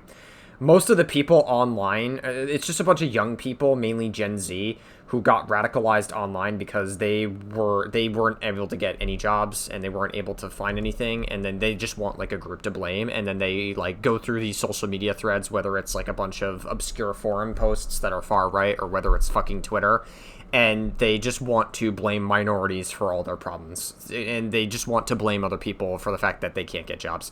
So literally all that issue boils down to the whole white people being disenfranchised thing is just a victim complex myth. It's not a real thing at all. At the American dream is because of black and brown people, because of Mexicans, because of Venezuelans, because of Haitians, it's always other, Nick, with you. It seems to me, and I've listened to a lot of the stuff. It's always them. We need to build a wall. Where's the wall, Nick? He never built the wall. Why'd you vote for him in 2020? Why'd you vote for him in 2024? I didn't vote for him in 24. Okay. My point being is that whenever you identify your problem as being something that is other, that you can point to, that's a minority, that is a group of people, that's the Jews, I mean, before, remember, all of us, it was the Irish Catholics who were committing the crime, who weren't allowed into bars, who weren't allowed into, because you know why? Because they were dirty, poor, non-Europeans. They were Irish. Every time, it's wrong. They were also not considered white either. Again, Irish people, Italian people, Polish people, Russian people, none of these groups were considered white back then. Every time history has proven that to be wrong in the United States. Jews as well, that's another thing. Jewish people. America. Every time. Inclusion has been our greatest strength. Diversity has been our greatest strength. And I hear you talk about this idea of white culture. What fucking white culture are you talking about, man? What Shakespeare, Dante, Mozart. We're in Philadelphia. Shakespeare, Dante, Mozart, Philadelphia. Those are from Europe, my guy. What? Founding fathers. Yeah. White, it's just not even, it doesn't even answer his fucking question. It's just like, these are just from like European cultures. That like the whole point is that white is a generalization of different cultures. That's your white culture. How about culture. the Count of Monte Cristo? Would you? It's so like white is so broad. There can be white Mexicans. There could be white Middle Eastern people. There could be white Asians. You know what I'm saying? Is that part of our white culture? Sure. Okay, well, it was written by a black man in France in the 1700s. In a milieu of European civilization. So what? Because so you're picking out one Nick. example. It really I'm not is. just picking out one example, It really is. Nick. Listen. Nick, I'm not. I really am not. Hey guys, I think we're reaching what's called a rock in a hard place. Let's talk about Israel.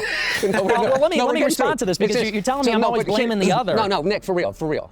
Here's the thing, is that the way that you talk and throw out these historical facts, which, by the way, aren't fucking facts. Okay? Which ones aren't facts? Well, everything that you've said so far in this video. As it relates to the Civil Rights Movement in 1968, and the reason why we're out in the problem that we're in is because the Civil Rights Act passed in 1964. Dr. Martin Luther King was killed and shot by a white racist, white supremacist in 1968 on a balcony of a motel. That's the root of our trouble, because an entire people that have been disenfranchised and enslaved for over 400 years. We're sick of hearing about that, though. It's 2026. You may be sick. We're sick of hearing, bro. What the fuck? Why are you sick of hearing? Yeah. I don't know, Nick, maybe you weren't black yourself and you haven't had to face that fucking oppression yourself ever once in your life. So it's easy for someone like you to say because you're a fucking white Mexican.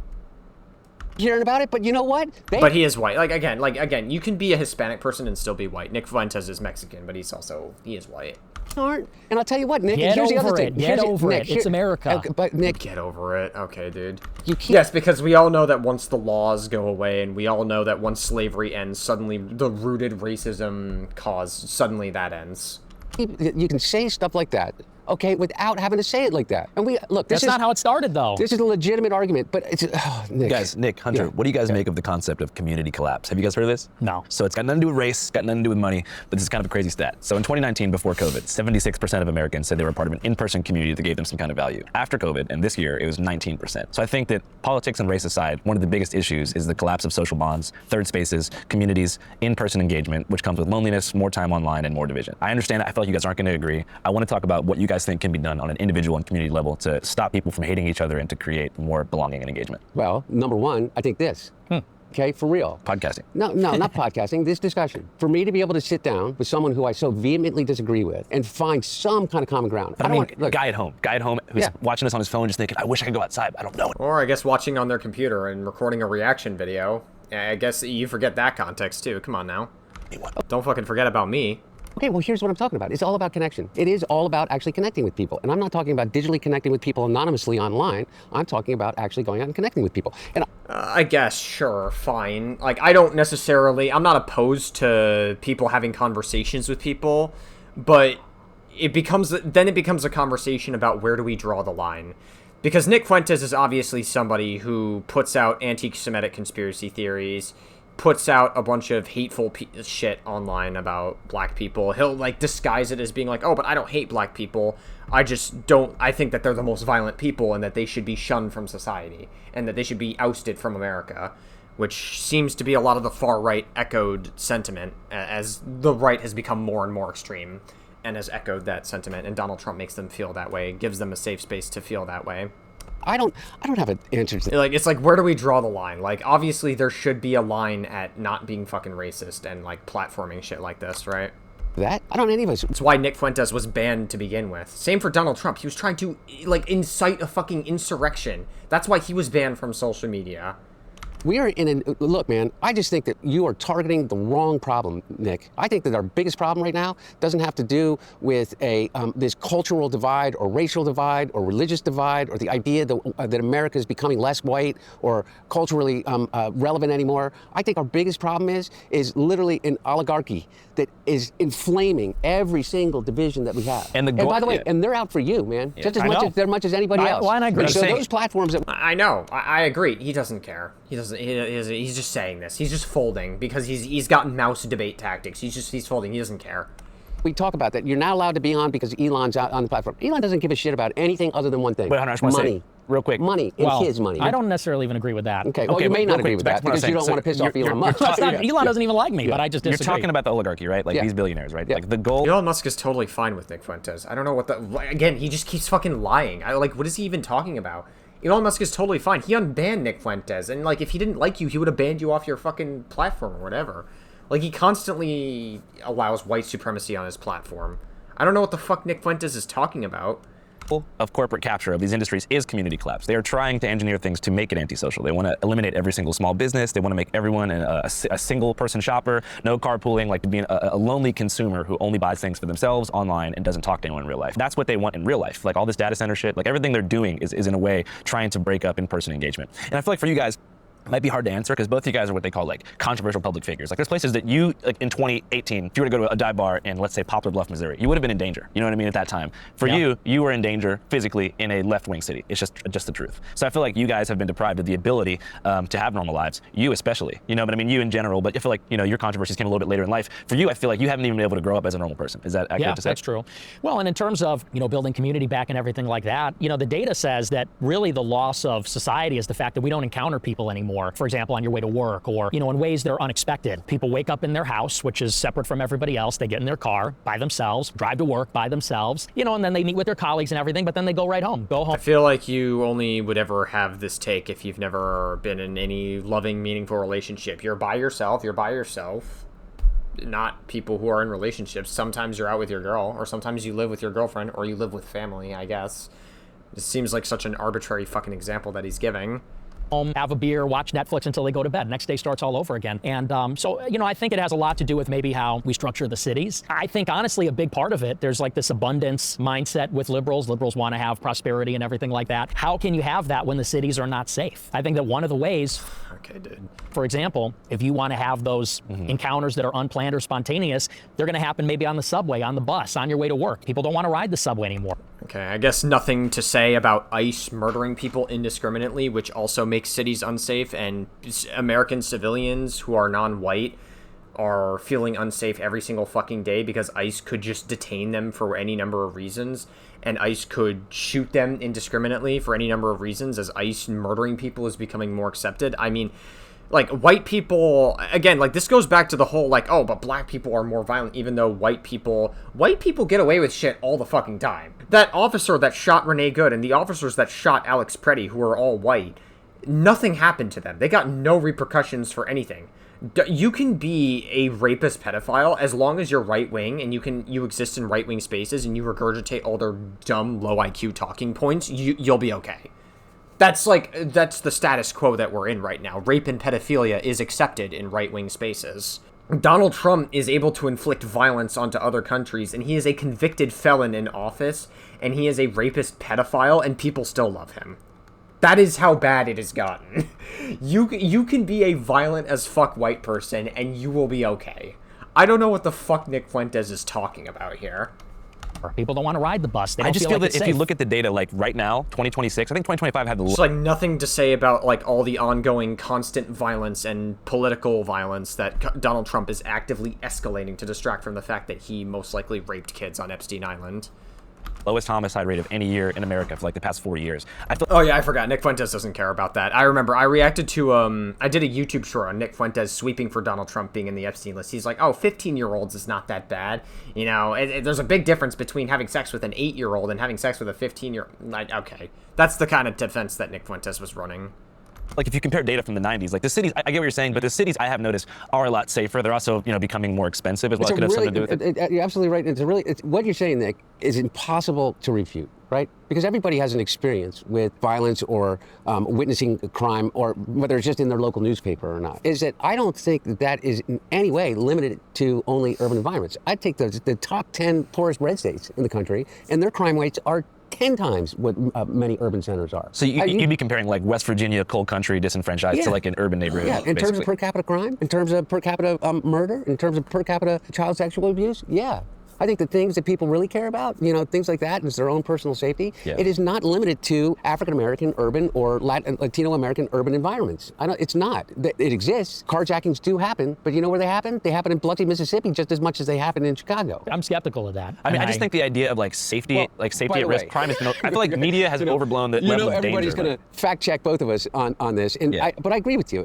But my point about all of it is that you can always point to a reason, Nick. There's never been a time in which there hasn't been crime in major urban areas where you pack a lot of people in. You're right, though, is that the difference between us feeling like each other were our neighbors and that we can find some common ground is the fact, you can live in existence now and by the time you're 56 years old and never really have to leave your house to make a living, you don't go to the community center anymore. And I don't know how to fix that. And I certainly don't know how to fix it in the age of AI. Right? Because community is like an essential human need, if not the most important thing. Mm-hmm. So when you were deprived of that. I think it's just because I really think COVID heavily expedited that. It was inevitable that we were going to live in a world that's going to get more progressively online. Even if COVID didn't happen, we would still end up with that result, just at a slower rate. Does that make sense? People have just become more and more ingrained with the online atmosphere, and COVID forced everybody to go into that quicker, basically.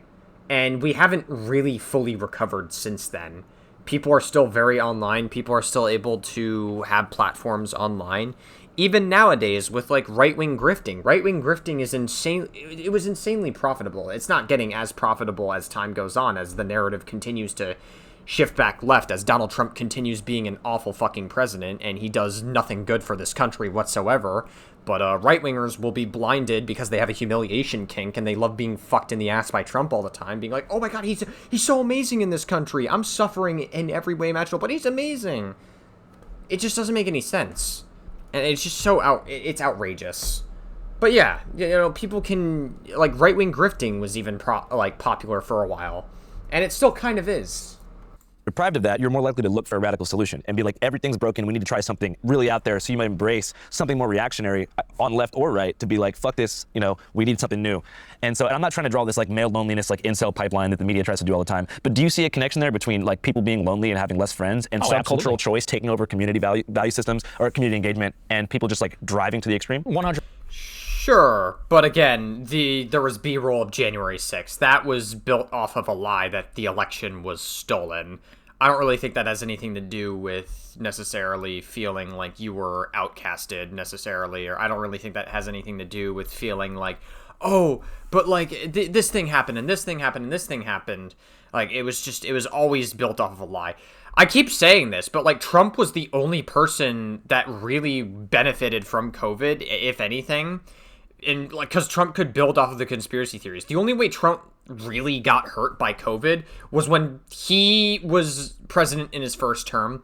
COVID happened, he heavily downplayed it and said, we have nothing to worry about, until state of emergency happened. And then everybody was sick of Trump and he overwhelmingly lost to Biden. And then he lied, saying the election was stolen from him, even though there was active proof that he stole the 2016 election and interfered with it with Russia. Come to think of it, Trump really was not that good of a businessman when you really think about it. All the fucking history with Trump as a businessman, like he constantly was getting bailed out by Russia. Anyway, yeah, COVID happened. Trump made up a bunch of conspiracy theories about COVID afterwards, and then he was able to capitalize off of that and then basically win. That's part of the reason he won the 2024 election. There's a myriad of reasons as to why he won the 2024 election. Kamala was not the strongest candidate, but I certainly would take Kamala over Trump any day of the fucking week. 100%. I think social dislocation is probably the number one problem of our times, because you look at the young people, and you're right, it is one of those essential human needs, is to connect and have that sense of familiarity, to be seen, to see and to be seen. And that's something young people don't have. And I think, by the way, you look at the way young people socialize and even the mentality, I think a lot of young people have this absolute drive to go to college. Why? It's an extension of high school. And what do high school and college have in common? It's a community. You're in the quad. You can see and be seen. There's sort of like a status, reputation. You're constantly involved with other people. And I think everybody, young people, look at when they graduate from college like falling off a cliff and now life is over. Or going to college is just seen as the reasonable next step to do after high school to figure yourself out. That's like the whole purpose of college. I don't know. Like, I went to college for film, and I'm not really doing any film work whatsoever after I graduated. I realized that film is not really for me, and it's just not really in the cards for me. I don't know. I never really saw any opportunity for it with me. And also, I think COVID killed a lot of my motivation for film, to be honest. I feel like if COVID never happened, there is a world where I could still be doing film to this day.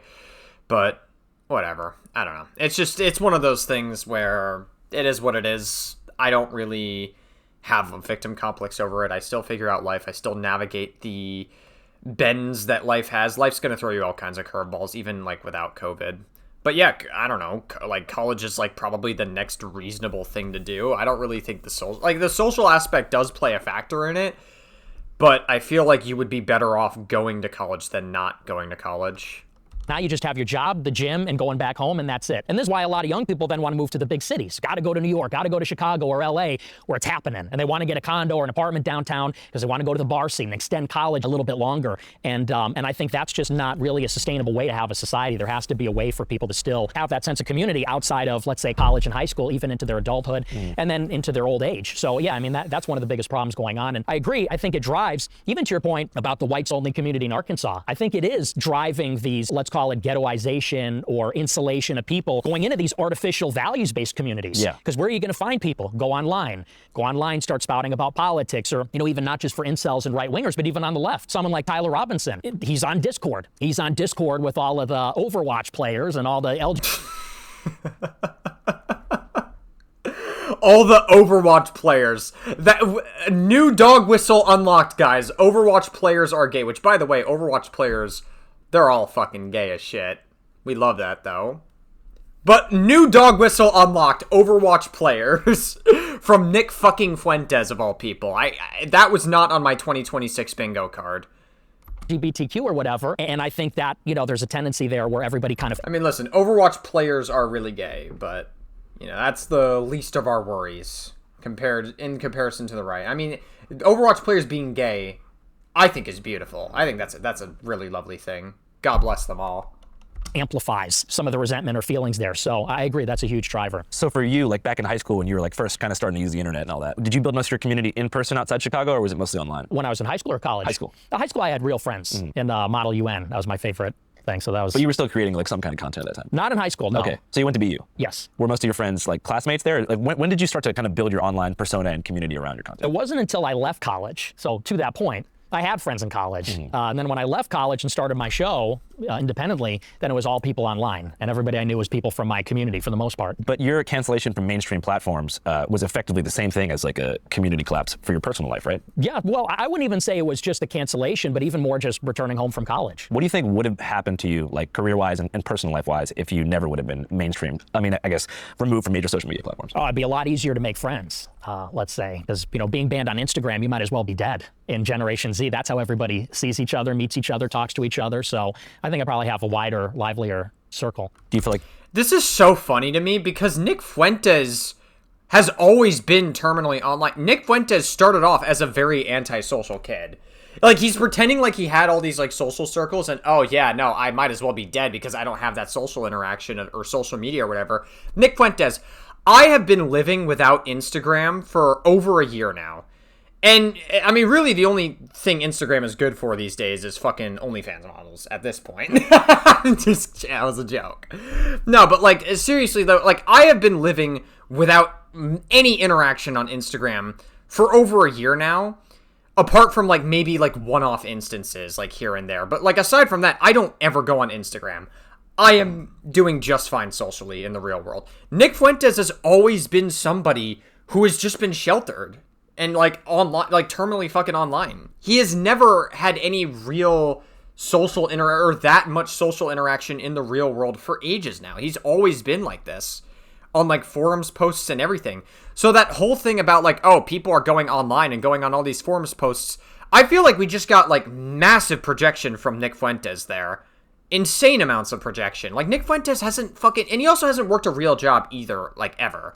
So I don't know what the fuck this guy's talking about. Like he has never had any real social interaction ever. You like had less friends? Like him not having Instagram isn't the issue. That's the point that I'm trying to make. I've been living without Instagram for over a year and I've been doing just fine. After that? No, I'd say it's about the same. No, but I mean, you said that like you feel like it would have been easier to make friends. It would have been easy to make more friends, yeah, sure. So aside from your career, how was your like personal and social life affected in those following years? Well, it's brutal, you know? I mean, because everybody that I knew from... He's just saying this. Like, he's doing just fine socially. Like, he was able to go out with the fucking Red Pill Avengers earlier this year. He still has people in his inner circles that he hangs out with, and he still, like, goes on these online radicalization community. Like, he's fine. He's doing fine. He's just saying this. High school is on Instagram, on Facebook, and I'm just not on there. It's almost like you're removed from the earth. For Generation Z, I understand for older people, for different generation, people still meet up or stay in touch in other ways. But if you're not online as a young person, you might as well be dead. Do you think you would have said? No, you're not. I'm like I said, I barely have any. The extent of my social media is all my Iconismus accounts nowadays. That's literally it. I have been more offline than I have ever been. A lot of my life, to be honest. I would say that I'm not gonna rewrite history. I've been terminally online since I was like maybe 10 or 11, and I've stayed in a lot of online communities growing up, so that's kind of just how I've always been. I've also been sheltered, but only recently, for like a couple of years, have I started to break out of that and realize, wow, there's actually a whole fucking world outside. There's a whole world of touching grass that you can access. You don't need to be in these terminally online spaces to actually succeed.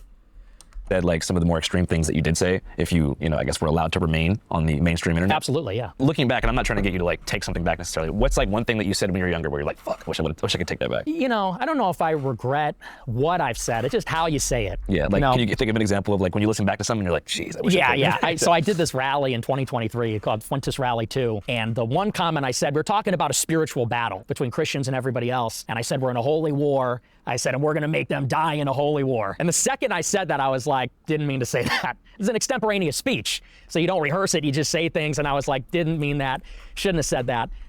So it's always the how, it's always in the delivery that I... Nick, I can think of about 4 things that I really wish you would take back right now. Like what? The cookies in the oven? Well, it's a joke. But it's not, Nick. My wife is Jewish. My son is Jewish. No, Nick. I promise you. Don't get mad. I'm not mad. Okay, It's just... I know. But you got to understand how incredibly, whether it's a joke or not, it's a lived experience passed down from generation to generation, whether or not, and by the way, not just from the Holocaust, not just from 1939 on, 2,000 years of history. Okay. Oh, God. Like, I love Hunter Biden. I think Hunter Biden is... I could listen to Hunter Biden talk for hours. And he is fun to listen to, and he is very insightful of a person. But I don't think Hunter Biden understands that Nick just doesn't care. He doesn't care.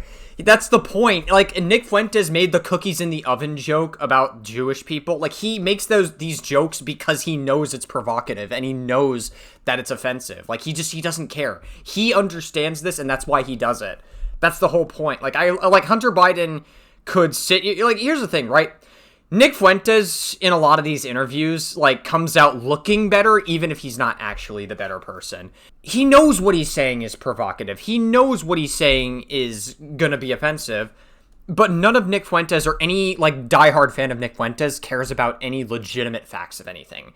They understand these things. You could, like, prove in history how Jewish people were actively being genocided by Nazis. You could prove that white people are absolutely not being disenfranchised in society. You could prove all of these things to Nick Fuentes. He is not going to give a singular fuck at all, and neither are his fans. Because it is again, all of it is feelings-based to them. They are all feelings-based as fuck. They don't care. So, like, I like Hunter Biden, but he just doesn't get it. I don't think he fully understands it. Okay? Forget about Israeli politics and Netanyahu, because I think we agree about Bibi Netanyahu. I'm positive we do. Mm-hmm. And I've listened to you talk about it. But you got to understand. Look at me, man. I see. It hurts. It hurts. Does Nick, I promise you it does. He's smiling. He doesn't care. No, Hunter, he doesn't care. Oh my god, you're not gonna get through to Nick Fuentes. There's no way you're gonna convince him on this point. You compare my wife's family to cookies going to an oven. It hurts, and you've got to understand that. And by the way, I'm looking at you, and I believe that you do know that. See, that's where you lose me. That's where you lose me. Okay, Nick. Okay, I'm telling you. Well, listen, are we here to talk, or are you here to lecture me and preach Okay, no, to you're me? right. Let me listen. Okay, You're right. So this is the thing, because, you know, and I think this is a disconnect. I think that the left, and even people on the right, they're losing the young people. Why do people love me? Not in spite of, but because of the outrageous things that I say. Not in spite of, but because I say offensive things. Because I, let's say, drop the N-word on a video or something. It's because people are sick of the preachiness, the Nick. lecturing. Okay, I'll listen to really are. But Nick, I disagree. I think that you're appealing to the lowest common denominator of thought. If you're hating on the people that they think are the reason for their suffering, then you must be on their side. I don't think that you believe that about the Holocaust. I think you think the Holocaust did happen. But forget about whether or not you think that it is used politically in a way that is obtuse and wrong. But I think that you do believe that. And I think that you have to. Like, what's your cultural heritage? I'm Italian, Mexican, and Irish. Mexican. When Isn't it convenient that all three of those groups were not always considered white historically?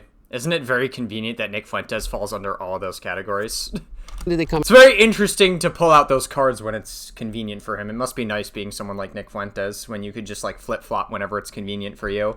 When Italian, when did the Mexicans come? When did the Irish come? Mexicans came turn of the last century. Yeah. Italians came in the 1860s. Yeah. Irish came in the early 1900s. Okay, so maybe you wouldn't care about something that is like grossly offensive just on the face of it and think that, oh, why can't people just believe that that's funny? But you got to understand, it's from the perspective of somebody that has that trauma, and I think that there is such a thing as generational trauma, and those stories are passed down generation to generation. When you say something like that, they completely shut off. They can't hear another thing that you're saying about this cultural disconnect, about losing communities, about the feeling of being left out or left behind in a world in which there no longer is this sense of community. All the other things that you said.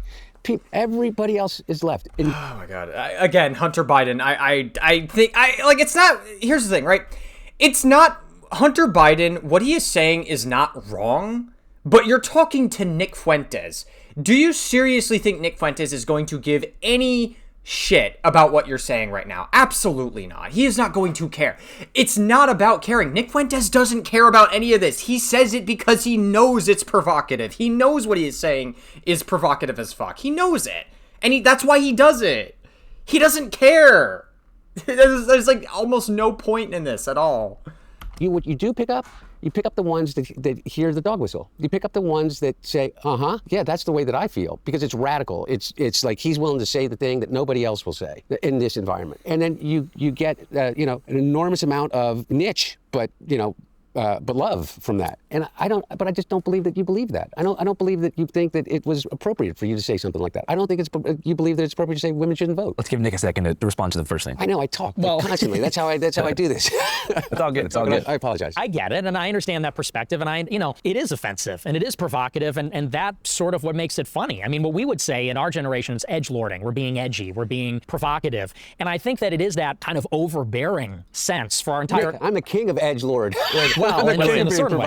Let's let Nick explain the psychology. It's that overbearingness. Well, I don't know. I think that the extent of Hunter Biden edgelording is just him having sex with prostitutes and him doing drugs. I feel like that's a little bit different than being a white supremacist or glazing rape and pedophilia. I don't know. Maybe my priorities are different. Maybe I should care about people having sex with prostitutes or something. I don't know. Maybe I don't particularly care if somebody gets caught with a prostitute, to be honest with you. I don't care. It's really not, like, to me, it's just like whatever.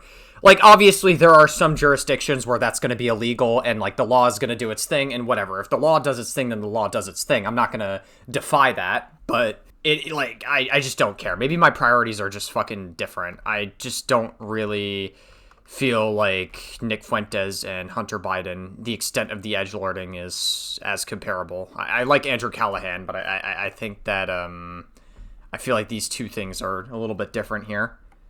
That my generation's had our entire lives. That's not appropriate. That's not funny. Think of the trauma. That's racist. That's white supremacist. That makes it funny. That makes it different, interesting. And let me grant, by the way, I think that now, and this is maybe a concession towards you, now that my kind of humor has become mainstream and popular, I don't even think that that's funny anymore. People do the edgelording thing. It's become so commonplace and so tired. I don't think it's that funny or impressive. That's a big part of why I kind of moved past it, because 10 years ago, it was treated like sacrilegious. And there's something funny about the fact that you could say a word or make a joke and make people lose their mind. headlines and freak out, and it was like an international incident if you said the wrong thing. And I think that's what made it tempting, especially for a young person. You want to rebel, you want to be defiant, you want to... You know, weirdly enough, I actually, this is the only point that I actually think I agree with Nick Fuentes on. And that's that, yeah, none of the, racists need new fucking material, man. Racists just aren't funny anymore. You can't be I was talking about this earlier. You can't be fun racist anymore. You can't make racist jokes without, unfortunately, it turning into people who are actually using these jokes to fucking hate on a group of people. To actually be like, hey, all black people should lose their rights. Or, hey, all Mexican people are rapist pedophiles and are illegal and that they should all be deported. You know what I mean? You can't make a funny joke without it turning into the most extreme fucking thing to say about these groups of people anymore. Be a little revolutionary or something. Now, as time has gone on, I think that's become a fad. Everybody does it. It's lost its power. And I think that, by the way, part of why we're getting less of it is because instead of getting the preachy lecture from the left saying that's not appropriate, people just roll their eyes. Now, when an edgy white person says the N-word, people roll their eyes and go, really? You know, that joke again? People hear someone wears a Nazi costume, makes a Holocaust joke. People go, really? That joke again? It's not impressive. It's not funny anymore. We've seen it before. Yeah, racists need new fucking material.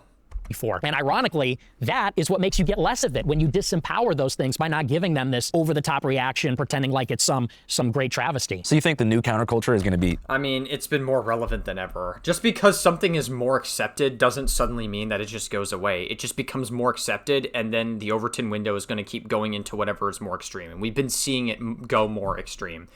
Just because Twitter normalizes all this edgy shit and normalizes all the, oh, look, a black person did a bad thing, or, oh, look, all Mexicans did a bad thing, oh, look at this trans person having a crash out or whatever, all trans people are violent, just because all of that is being normalized on fucking Twitter, Elon Musk's white supremacy safe haven, doesn't suddenly mean it's going to go away. It's just becoming more normalized.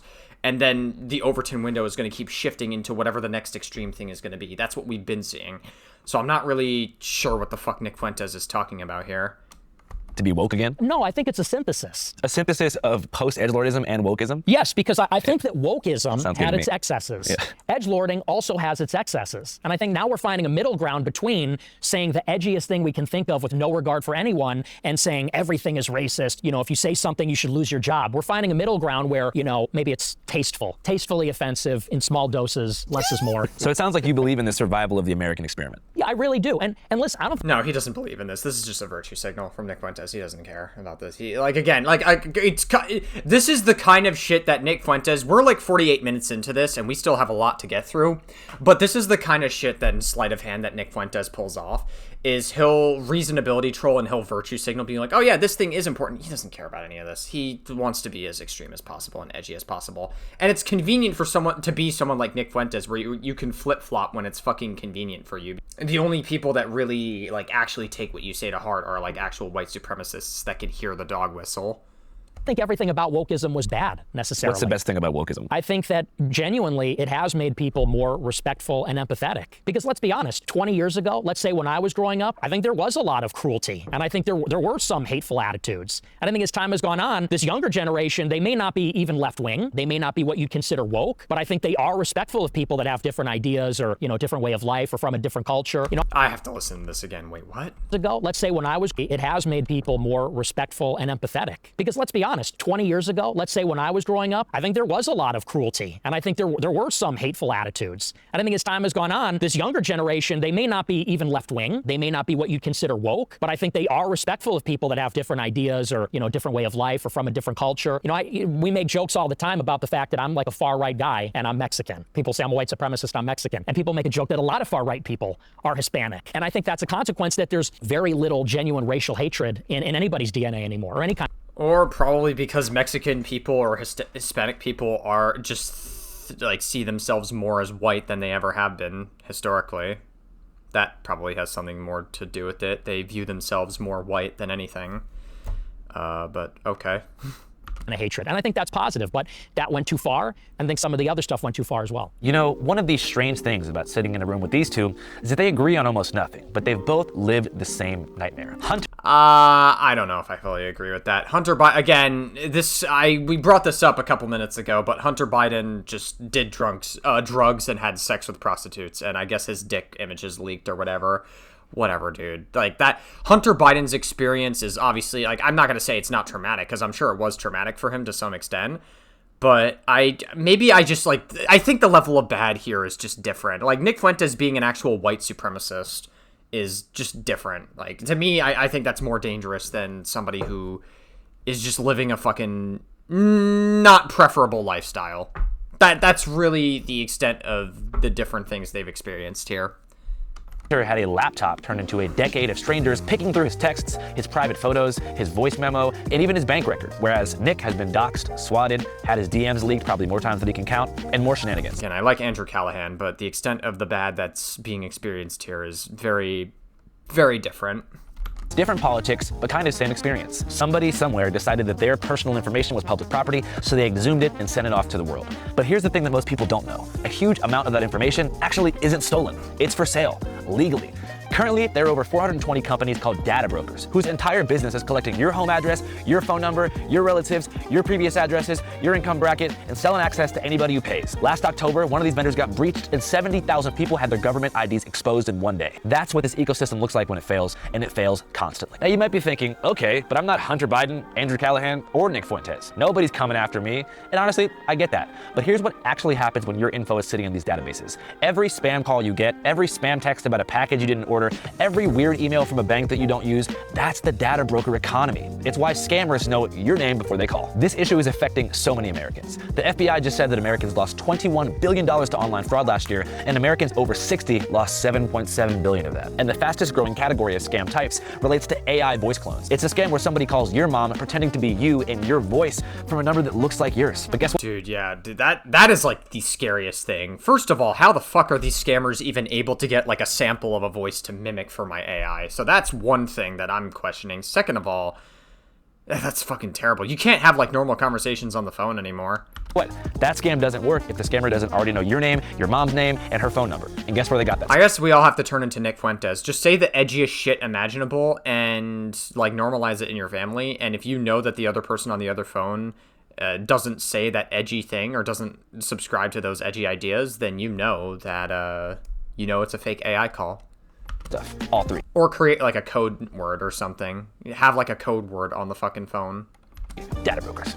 There's also the issue of who can find your address. Any ex, any estranged family member, anybody from a situationship you left years ago who went crazy, $20 on a people search site, and they know where you live right now. Most people don't think about that until it matters, and by then it's too late, you're dead. That's where Incogni comes in. You just sign up, and they take it from there. They contact data brokers directly, demand that your info be removed, and send fresh sweeps every 60 to 90 days so nothing quietly gets added back. They've processed over 245 million removal requests to date, and unlike most other competitors in this industry, they had Deloitte, they had Deloitte, they had Deliote, one of the big 4 auditing firms, independently verify how many brokers they cover and how often they actually follow up. The numbers didn't lie. The numbers aren't marketing. They are audited. Incogni is the shit. They didn't come to play around. And guess what? On the unlimited and family unlimited plans, you also get their exposure scanner. It crawls the web looking for personal info outside the usual broker sites and hands anything it finds to Incogni's removal specialists, who are real people, not AI robots on the other side. Recently, I ran my own info through Incogni and immediately found old addresses, phone numbers, and family members listed across a bunch of people search websites. Within the first week, though, dozens of removal requests were already in progress,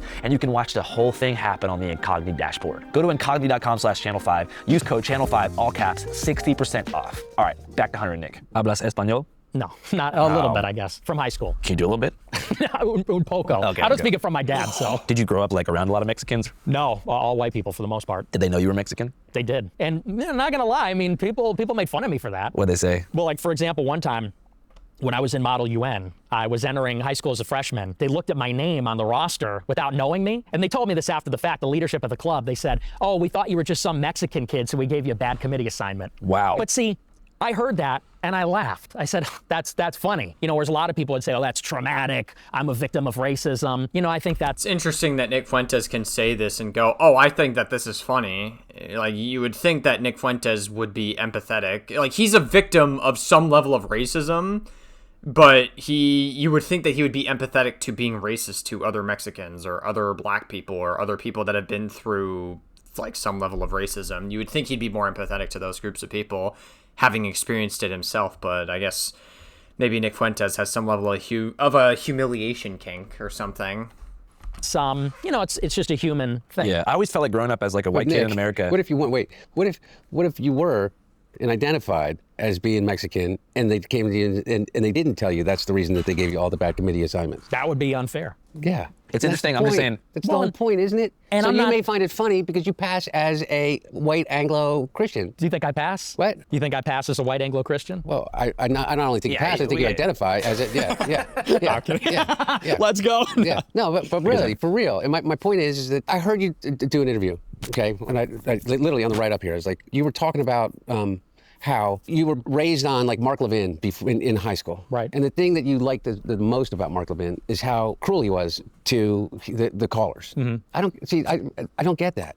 Like the joke about the cookies. It may be a joke and it may be edgelording and you may not really mean it, but you got to realize the cruelty to it. He does mean it, though. That's the point, is that he knows it's provocative and edgy, and that's why he says it. Again, I don't think Hunter Biden fully understands that that's why Nick Fuentes does it. Like, you could try to get through to him, but he doesn't care. The point is that he doesn't give a shit. And without going like, oh, like, you know, wham, like, you know, people got to stop crying about the past. And that's the thing, is that I think that you have such an opportunity to talk to a generation of disaffected, angry, legitimately angry people in a way in which is positive without having to do that shit. And by the way, and I'm not holding you responsible for, like, you know, the end of you know, my conception of Western civilization, which is different than yours, but I just don't get it. I don't get why you find the cruelty. And I think that, by the way, I think that that's why you like Trump. I mean, I'm making, you know, like a very unfair leap because... No, it's not an unfair leap at all. What are you talking about? Yes, people like Trump because Trump is an asshole and he's a piece of shit. Yes, that's why people like Trump. That's why a lot of old people like Trump. Really, like the people that really, really enjoy Trump, a majority of them are not going to be particularly high IQ. I don't expect a lot of them to be. A lot of people that voted for, and that's not everybody that voted for him. I'm sure that there are some good faith conservatives who maybe thought that he was just the better pick than Kamala Harris. That's like my most charitable interpretation. That's as far as my charitability goes for that. But a lot of MAGA in particular are just old people. They're fucking old people that are already assholes, that were already assholes to other people, and they like that Trump is an asshole. And so that's why they vote for him. Yes, I don't think it's an unfair leap at all to say that Nick Fuentes likes Trump because he is a fucking asshole. Yes. His first instinct is cruelty. His first instinct is to find the fault in the other. About everything, by the way. It's not his fault that we're in a war with Iran, that he's ended 38 times and, you know, and started 39. It's not his fault that inflation's high. It's not his fault that the wall didn't get built. It's not his fault that ICE is killing people on the streets in these places. It's the cruelty of it. Maybe it's a generational thing. I got friends who are Jewish that are going to be really, really fucking pissed off that I'm sitting next to you. And what do I tell them? What do I tell them why it's okay? It's a very, very tough position to be in, Hunter Biden. That's a good question. What do you fucking tell them? Okay, for me to sit and have this conversation with you. I guess I just have such a different opinion of that. You know, why should we have to explain ourselves to talk to anybody? And why is it that saying the wrong words or making a particular joke makes it so the Jewish person wouldn't want to watch my show? I have a lot of Jewish fans. I mean, some of my best friends are Jewish. I've had Jewish employees. And Okay. they recognize... Oh my god, it's just the fucking classic excuse of, hey guys, I could never be anti-Semitic. My friends are Jewish. I have my fucking brother's fiance's cousin's homewrecker is Jewish or whatever the fuck. He's circumcised, by the way. But, like, it's the classic fucking excuse. This is the excuse that racists use as well with black people. They'll say, oh, yeah, I can't be racist because I'm also friends with a black person. It doesn't make any fucking sense. That doesn't mean you can't be racist to somebody, or that doesn't mean you can't be hateful to that group of people.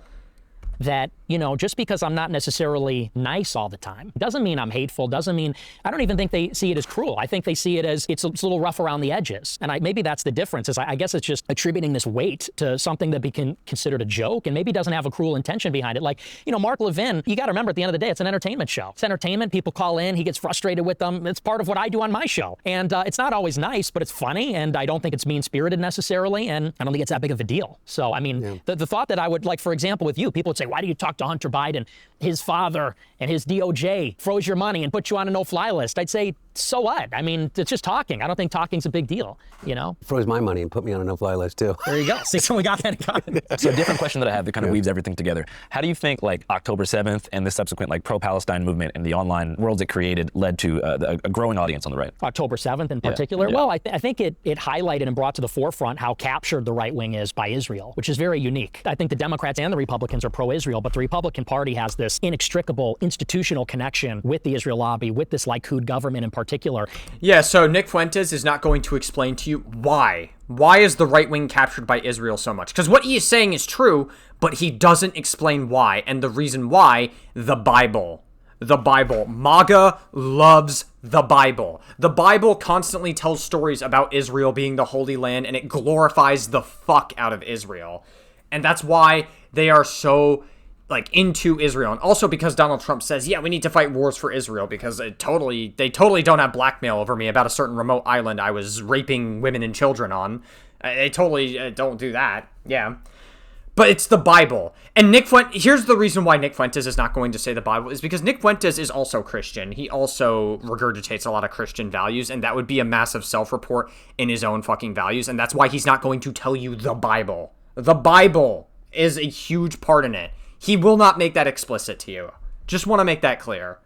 And I think people just started to see the hypocrisies. The hypocrisy was brought to the forefront, which is America first, but not with Israel. No new wars except for with Iran. Under Trump, we will have no more Yeah, but again, why is that? He's not going to answer it. wars, no more wars, no more wars. They said he will start a war. I'm not going to start a war. I'm going to stop wars. Tonight, Iran's Navy is gone. You know, we're going to be racist and all these things, but don't you dare be anti-Semitic. Don't even, think about it. I see good things about Hitler also. Every human being has something of value that they brought to the table, especially Hitler. So I think that on the right. So, wow, that was a whiplash of a fucking clip. I guess this is an interesting point that Nick Fuentes is bringing up here. Is conservatives really are divided into two different groups. Those who hate everybody but Jewish people and those who just hate everybody but white people. That's what it comes down to. And also because a lot of these groups that hate Jewish people don't think that Jewish people are white people. So it is a little bit, it is an interesting point that Nick Fuentes brought up here because technically that part is true. Right wing, it made it unignorable that there's this ideological institutional capture. I just feel like a lot of straightforward, like just anti-Semite influencers were taking advantage of the post-October 7th discourse to push other ideas, broader ideas about Jewish people as a whole. Come out and say it. Like, I think that Jews are causing a disproportionate amount of problems in the United States. Well, I mean, I think it's hard to ignore some of those other conversations. I know that it's now become maybe in vogue to say that well, yeah, because nowadays the Overton window is so heavily in the right that you can just say whatever offensive shit you want and you won't get any consequences for it. Yeah.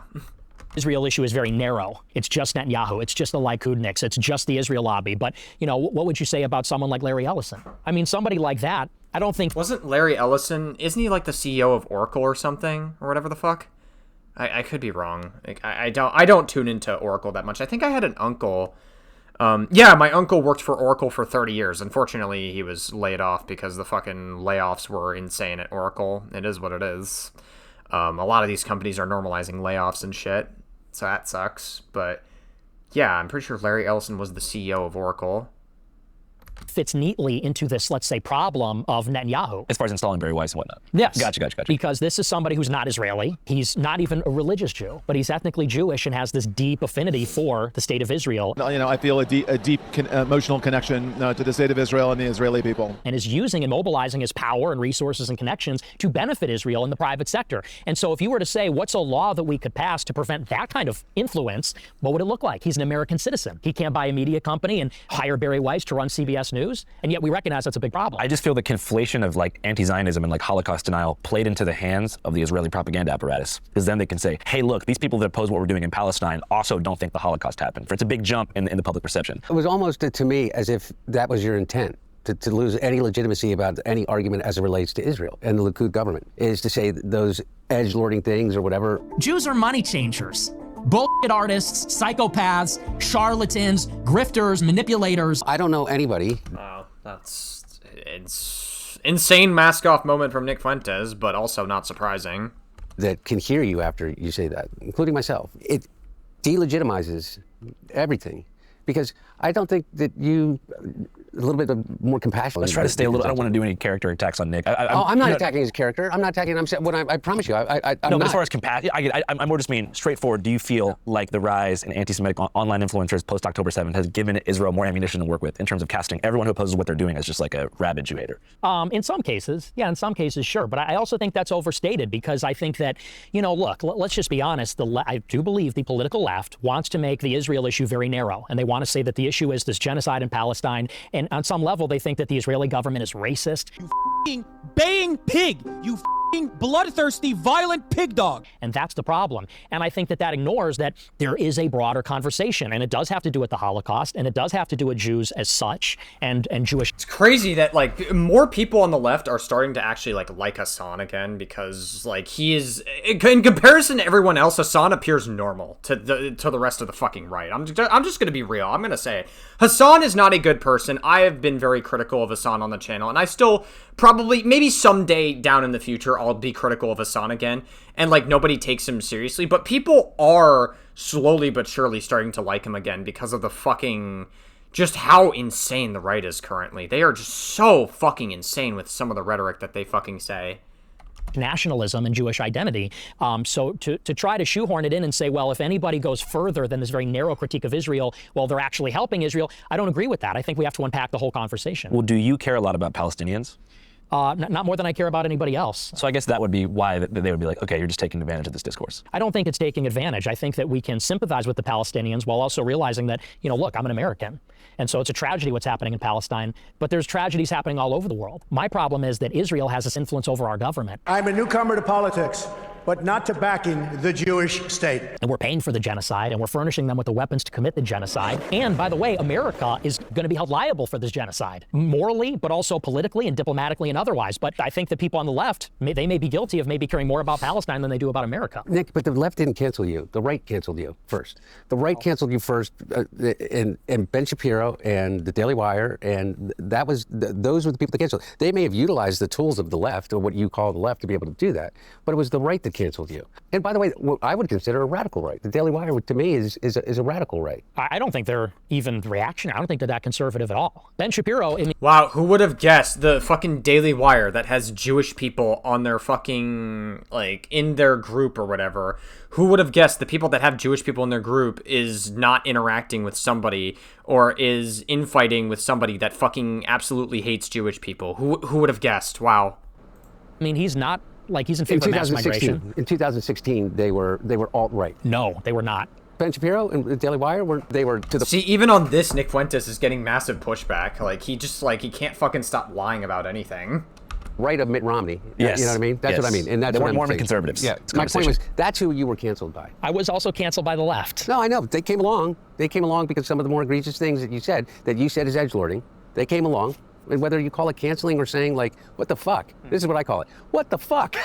like, what the fuck? And so, like, I don't find it funny. And just like you're able to say, well, I just think it's funny, I'm able to say, I don't find it fucking funny. I didn't find it funny then, I don't find it funny now. I didn't find it funny that some of the things that, you said about me. But I'm willing to sit... See, even Nick Fuentes is smiling at that. He still thinks it's funny.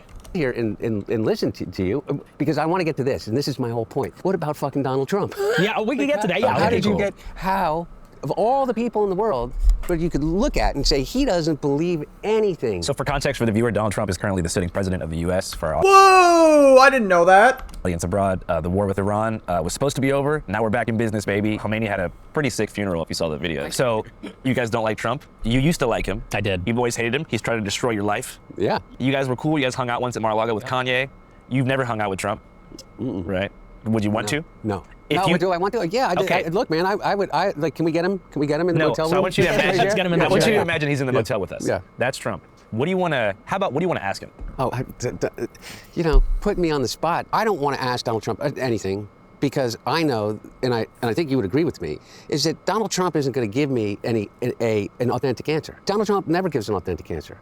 He gives what people refer to as being authentic, but it's not authentic, it's audacious. It's like the example that I give that is the best metaphor for this is that he says he's 6'3", weighs 225 pounds. And everybody laughs because that's a little bit like edgelording, right? Everybody knows that he is maybe 6... Well, probably not to the... Like, I feel like saying Donald Trump is 6'3" or whatever is not really edgelording to the extent that Nick Fuentes does that, but whatever.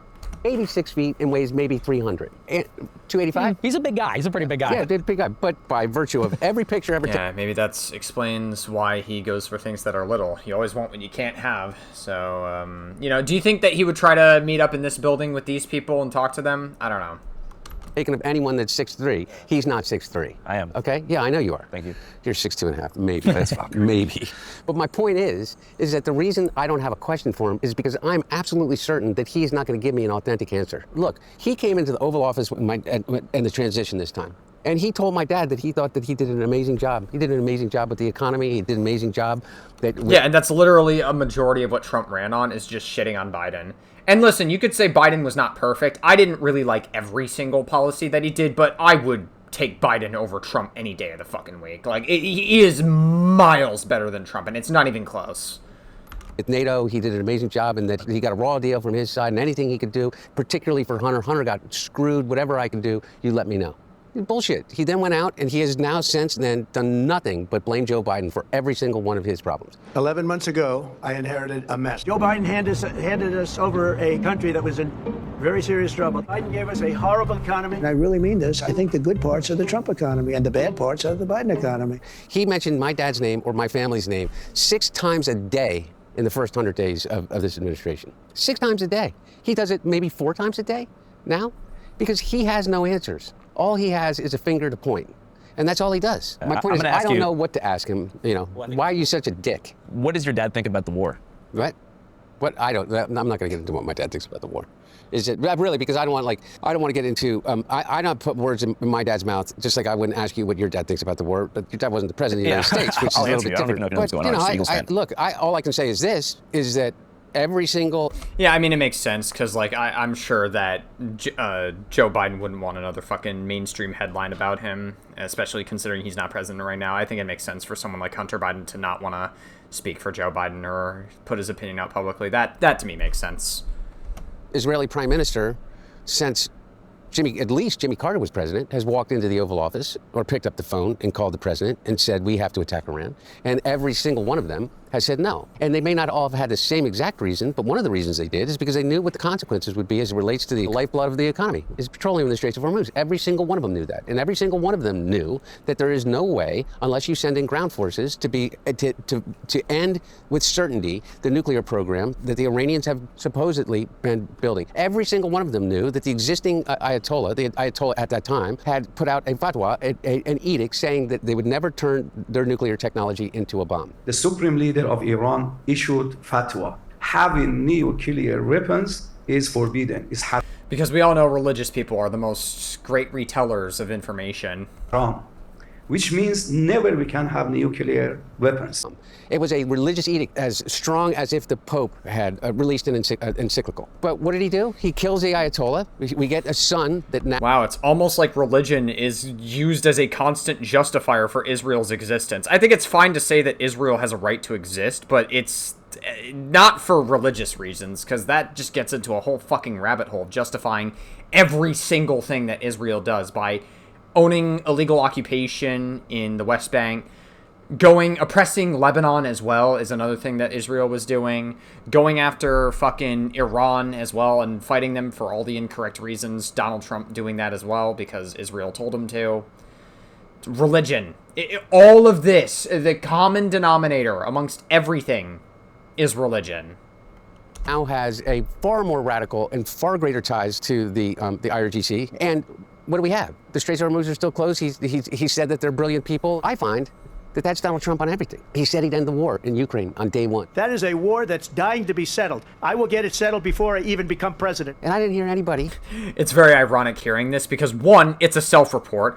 I will get this settled before I become president. What, so you self-reporting that you were fucking colluding with Russia to attempt to get elected? Or, like, making a deal with Russia before? It's also a self-report that, I mean, like, again, like, come to think of it, Donald Trump has always been a shitty businessman. He's been so terrible at business. He's gotten bailed out by Russia so many fucking times throughout his history.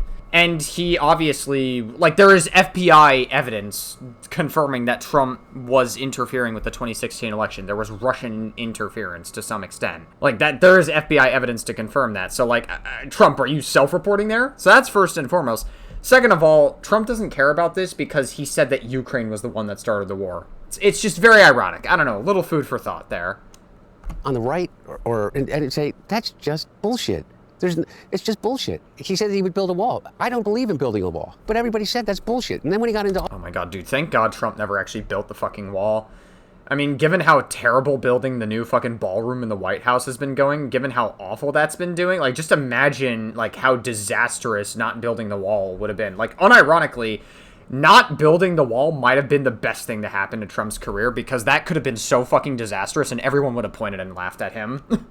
Office, the corruption, the level of the corruption. I mean, people believed, or led to believe, that there was this thing called the Biden crime family, right? I know that you know, is that I didn't do a single piece of business when my dad was president. I made basically $200,000 a year selling paintings. I picked the thing that was the furthest possible thing away from politics that I possibly could. Well, I suppose you could make a political painting and do political murals and stuff. People did that all the time growing up, I guess. But whatever. I get what he's trying to say. I'm being a bit of a smartass here.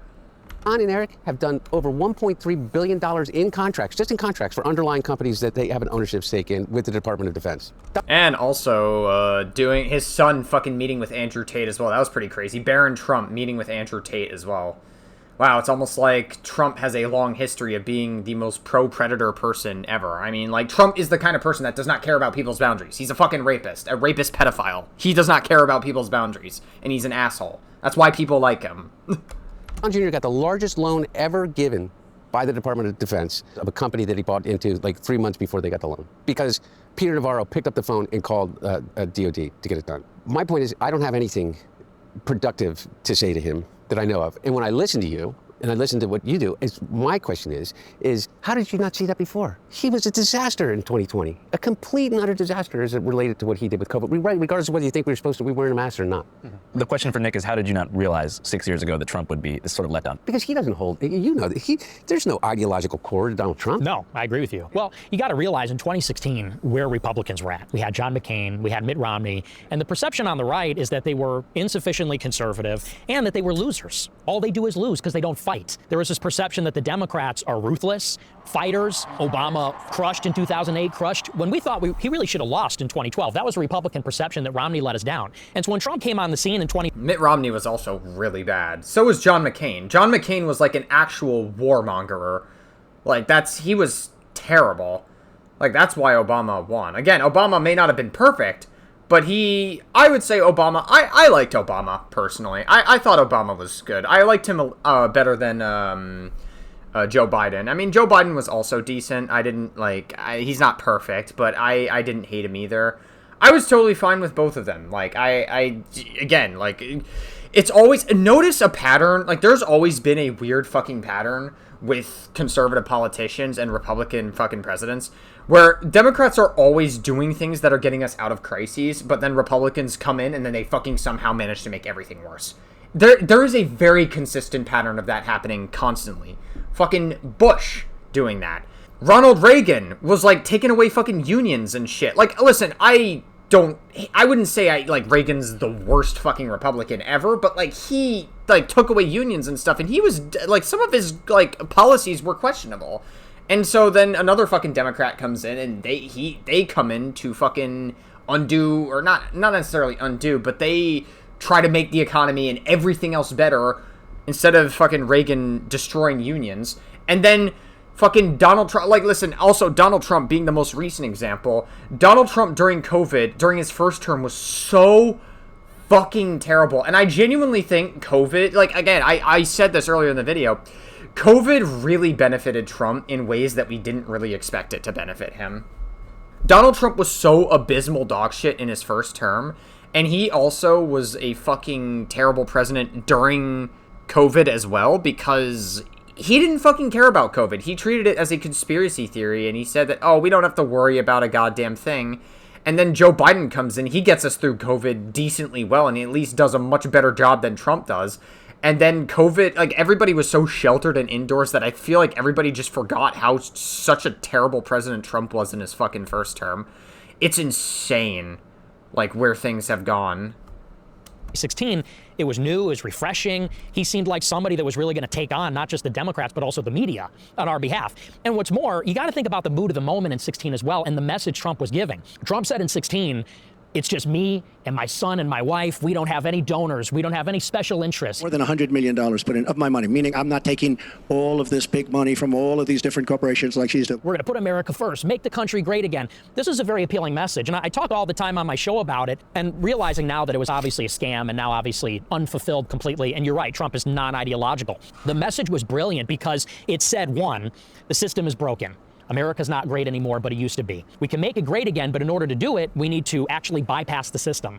Why is it that we never have victories? Why is it that things don't change? Because of money. He said, and that's why I'm different. I'm rich. I'm a billionaire. If I self-fund my campaign and don't take super PAC money, then I won't have to listen to the lobbyists and the special interests. I could fire the people I need to fire, do the things I need to do. That was like a very powerful message in 2016. And after 4 years, I was one of the people even back then that said, look, it never materialized. He did wind up taking super PAC money. He took AIPAC money for that matter. Sheldon Adelson money at that time in 16. Of course, because we're drawing the line at Jewish people, yes. Even in the first term, bombed Iran. In the first term, didn't build the wall. In the first term, I mean, it's the fact that they're Jewish. Like, it's not even like any legitimate criticism at AIPAC. It's just the fact that they're Jewish. So you just have to keep that in mind. This is the kind of stuff that, like, again, this is the sleight of hand that Nick Fuentes does to, and how the dog whistles can slip through the cracks to these fucking people. Didn't even reduce illegal immigration until 2019. And I remember the timeline perfectly because I covered it every day. It was like in May and June 2019, 20-year illegal immigration high in terms of month over month. But why did I go for him in 2020? At the height of the pandemic, we all thought on the right that if anyone other than Trump was president, you were going to get a vaccine mandate, which we really didn't want to be forced to take the vaccine. We thought the lockdown might never end. We thought that censorship would kick into overdrive. Dude, this is so funny to me. Like, all you're doing, Nick Fuentes, is you're just self-reporting how fucking stupid you are. So let's just back up and, like, retell everything that he's just told us so far. He voted for Trump in 2016, and then he even admits, like just now, he just admitted that it was false promises that he never fulfilled in his first term. Yes, he was terrible in his first term. He couldn't fulfill any of those promises, and you still voted for him in 2020 based on promises that he made about vaccine mandates. The fuck is he talking about? All you're doing is you're just self-reporting how fucking dumb you are. Like that is just such a dumb idiot thing to, like, just admit there. Oh my god. And so we said, really, it's unacceptable that anyone other than Trump would just be a disaster.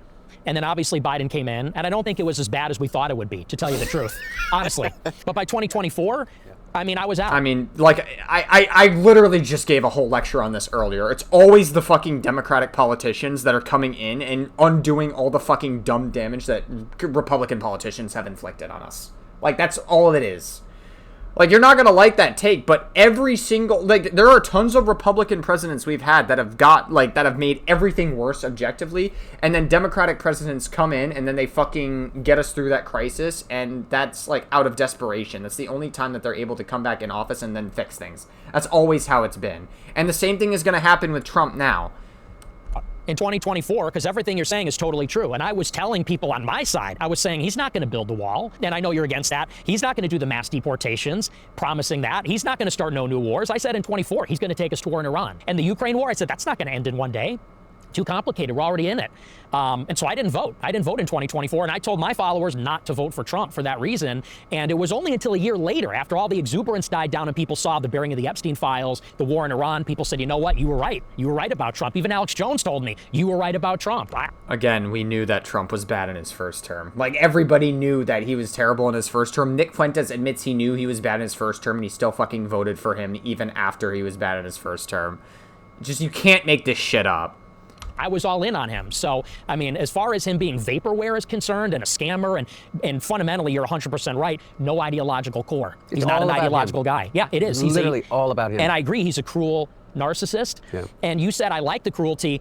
I do not like the cruelty. No, by the way, no. I didn't say you like the cruelty. I said I'm listening to your thing, and you said one of the things that you liked about Levin was the cruelty. And not for the cruelty's sake, it didn't seem to me like this. It's because it was raw. Dazzling, yeah. And that's so I'm not saying that. No, but I agree. I think he is cruel. And even what he said on Easter. I mean, we're Catholic. On Easter Sunday, he says we're going to annihilate Iran, and then he made fun of Allah on Easter Sunday. So, you know, that kind of stuff, it just totally turned me off. Hey guys, it totally turned me off. It must be nice being a coward like Nick Fuentes, where you can just, like, be totally egregious with a lot of the shit that you say, and then it's, like, very easy. You could just flip-flop and then not really lose out on anything regarding your platform, and not really lose out or have anyone call you out for it.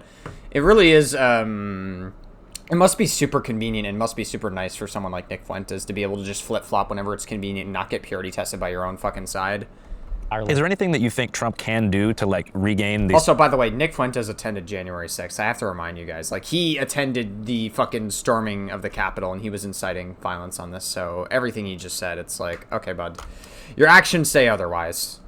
Support of the, I guess, Gen Z and millennial right? No, it's over. People see what he's made of. And Hunter's right. He's a liar. He is a liar. He is a bullshit artist. And especially... We all knew this in his first term. And you still voted for him even after his first term. You look at what he did with the Epstein files, with the war in Iran, what he did to Thomas Massie. This guy named Thomas Massie. There's something wrong with him. They just vote no. They love voting no. They think it's good politically. You realize that if you are America first, you have no place in this Republican Party, because he said it. He said our Republican Party, or rather, he said MAGA is Mark Levin, Laura Loomer, Randy Fine. He said, and who is not MAGA? Megyn Kelly, Tucker, Alex Jones, Candace. And I think most Republicans said, well, we're with those other people. We're not MAGA. You know, it's interesting. You know, he just brought up the Epstein files, and there was a clip I reacted to back in January of Nick Fuentes completely downplaying the Epstein files and saying, oh, but it's just a 15-year-old. It's not that big of a deal if you rape a 15-year-old. At least he wasn't raping an 8-year-old. That's the fucking defense you were using. It's the Megyn Kelly defense. That's what you were doing. You were doing the fucking Megyn Kelly defense of, oh, it's a 15-year-old. It's not that big of a deal. You were heavily downplaying it. The fuck are you talking about? Nick Fuentes doesn't care about... He doesn't care about anything he talks about. He just says things. He just says whatever is convenient in the moment. This is the Hassan Parker tactic. Like, at this point, you're doing the Hassan Parker tactic. You just say whatever is convenient in the moment, even if it contradicts something you have said previously. He doesn't care about any of this. It's just like, Nick Fuentes is such an inauthentic little slimy fuck. Oh my god. Anymore. So What do you think happens, Nick? I believe that we need radical change. And I'm not talking about violence or revolution or things like that. I'm talking about the only ways that you can have this kind of radical rethinking of the system. Like, there's so many questions. Like, what do you think about the Epstein files? What do you think about the accountability? Or do you think that he's broken the system to the degree that we now are basically in a dictatorship light? No, I have a lot of confidence, only because I think the Democrats are going to take the House in 26, which I support. I'm telling my people, vote Democrat. We want the Democrats in the House, because what they're going to do is they're going to use the oversight powers to bring all the corruption to light. Because I know Republicans will watch this, and when you say, you know, we didn't commit crime, they're going to be skeptical. However, for the... Oh my god, there he goes. Dude, he's fucking flip-flopping. Nick Fuentes is a flip-flopper. It's so convenient for him. He just, like, flip-flops. Oh yeah, actually, conservatives are dog shit right now. So yeah, I'm going to flip-flop. I hope the Democrats do win right now. You know, it's actually good. He doesn't care about this. He doesn't fucking care. Sake of argument, let's say the income you made during Biden was ill-gotten. For the sake of example, it's just doesn't hold a candle. It doesn't even come close, doesn't even touch Jared Kushner, Howard Lutnick, Steve Witkoff, Don Jr., Trump himself. It's just a different sport. It's a different game entirely. And I want all that corruption to be revealed. And I think the Democrats are going to do it. I hope they get impeached. I don't think they'll be removed from office, but I think it'll basically drag this administration to a halt. And then 28, I think there's an opportunity for a clean reset with both sides, right and left. Hey guys, quick thing before we get back to Hunter and Nick. So these two guys, individually, have been hammered on all sides by the American media for years. Whoa, Caleb hammered?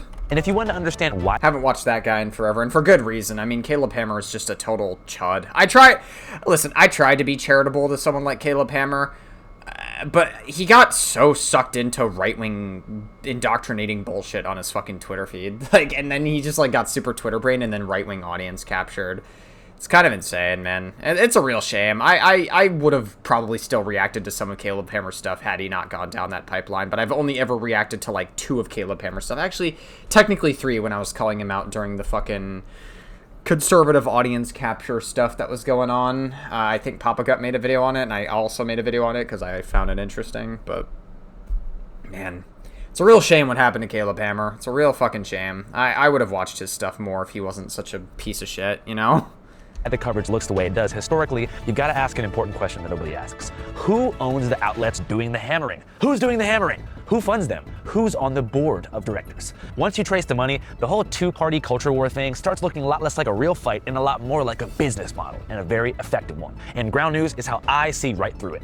So Ground News is the dopest news aggregate out there, app and website as well. Beyond the ownership piece, every outlet gets a bias rating and a factuality score.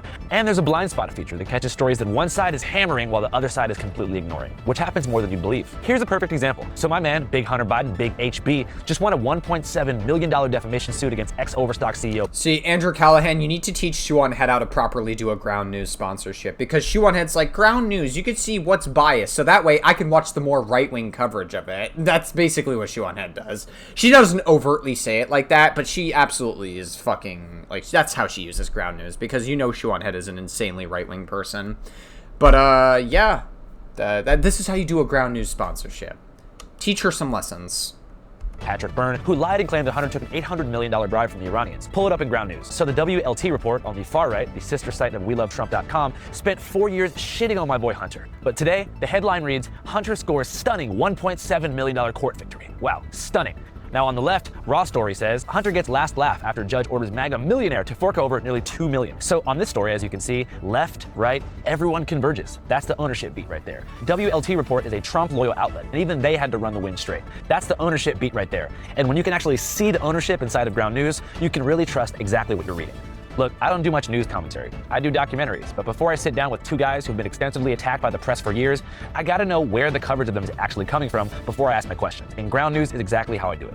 If you want to be just like me and join the GNC5 family, go to ground.news/channel5 or scan the QR code on screen. You'll get 40% off the Vantage plan, the illest plan on the dopest app in human history. Break out of the algorithm. Ground News. All right, back to Hunter and Nick. Whenever you talk about Trump, sometimes you explain this like nightmare scenario that revolves around a Vance presidency. Yes. What about J.D. Vance being in power scares you so much? If Trump doesn't have an ideological core, then Vance really doesn't, because Vance is a chameleon. That's not his real name, for openers. Never had a real job. These are all sinecures given to him by Peter Thiel.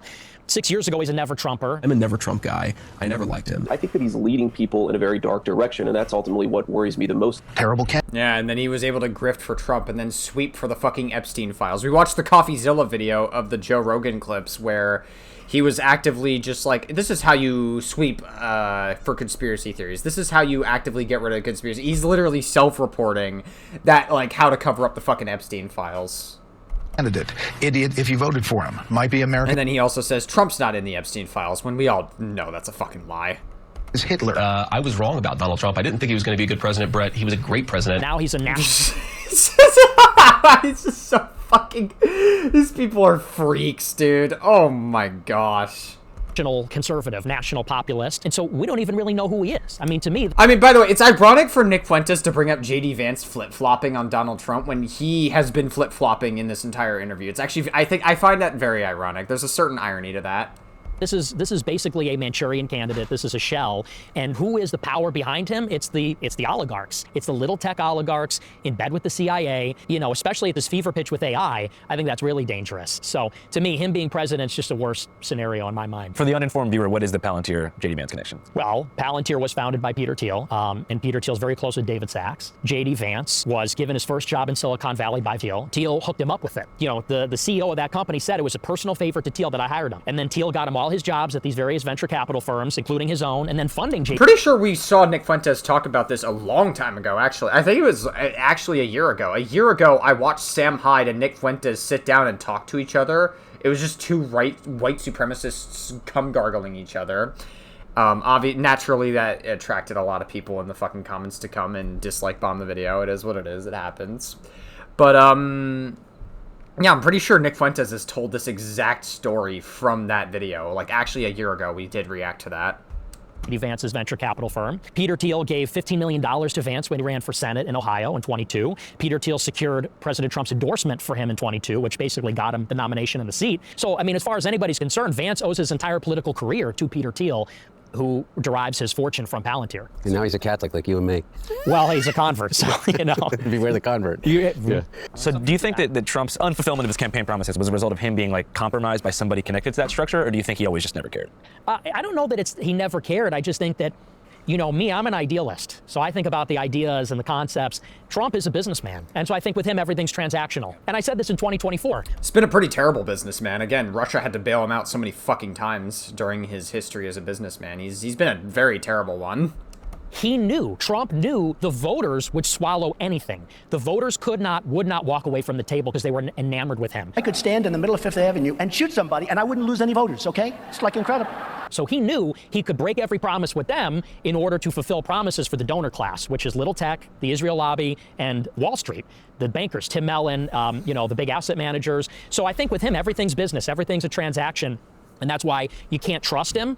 You have to do business. And in 24, I said we should all collectively say we're not going to vote unless he makes certain commitments. And not enough people did that. But I mean, that's fundamentally his flaw. Your critique of this like elite power structure sounds like vaguely anti-capitalist. It's not anti-capitalist. You know, capitalism says large amounts of capital will be held in private hands, which I believe in. I am a capitalist.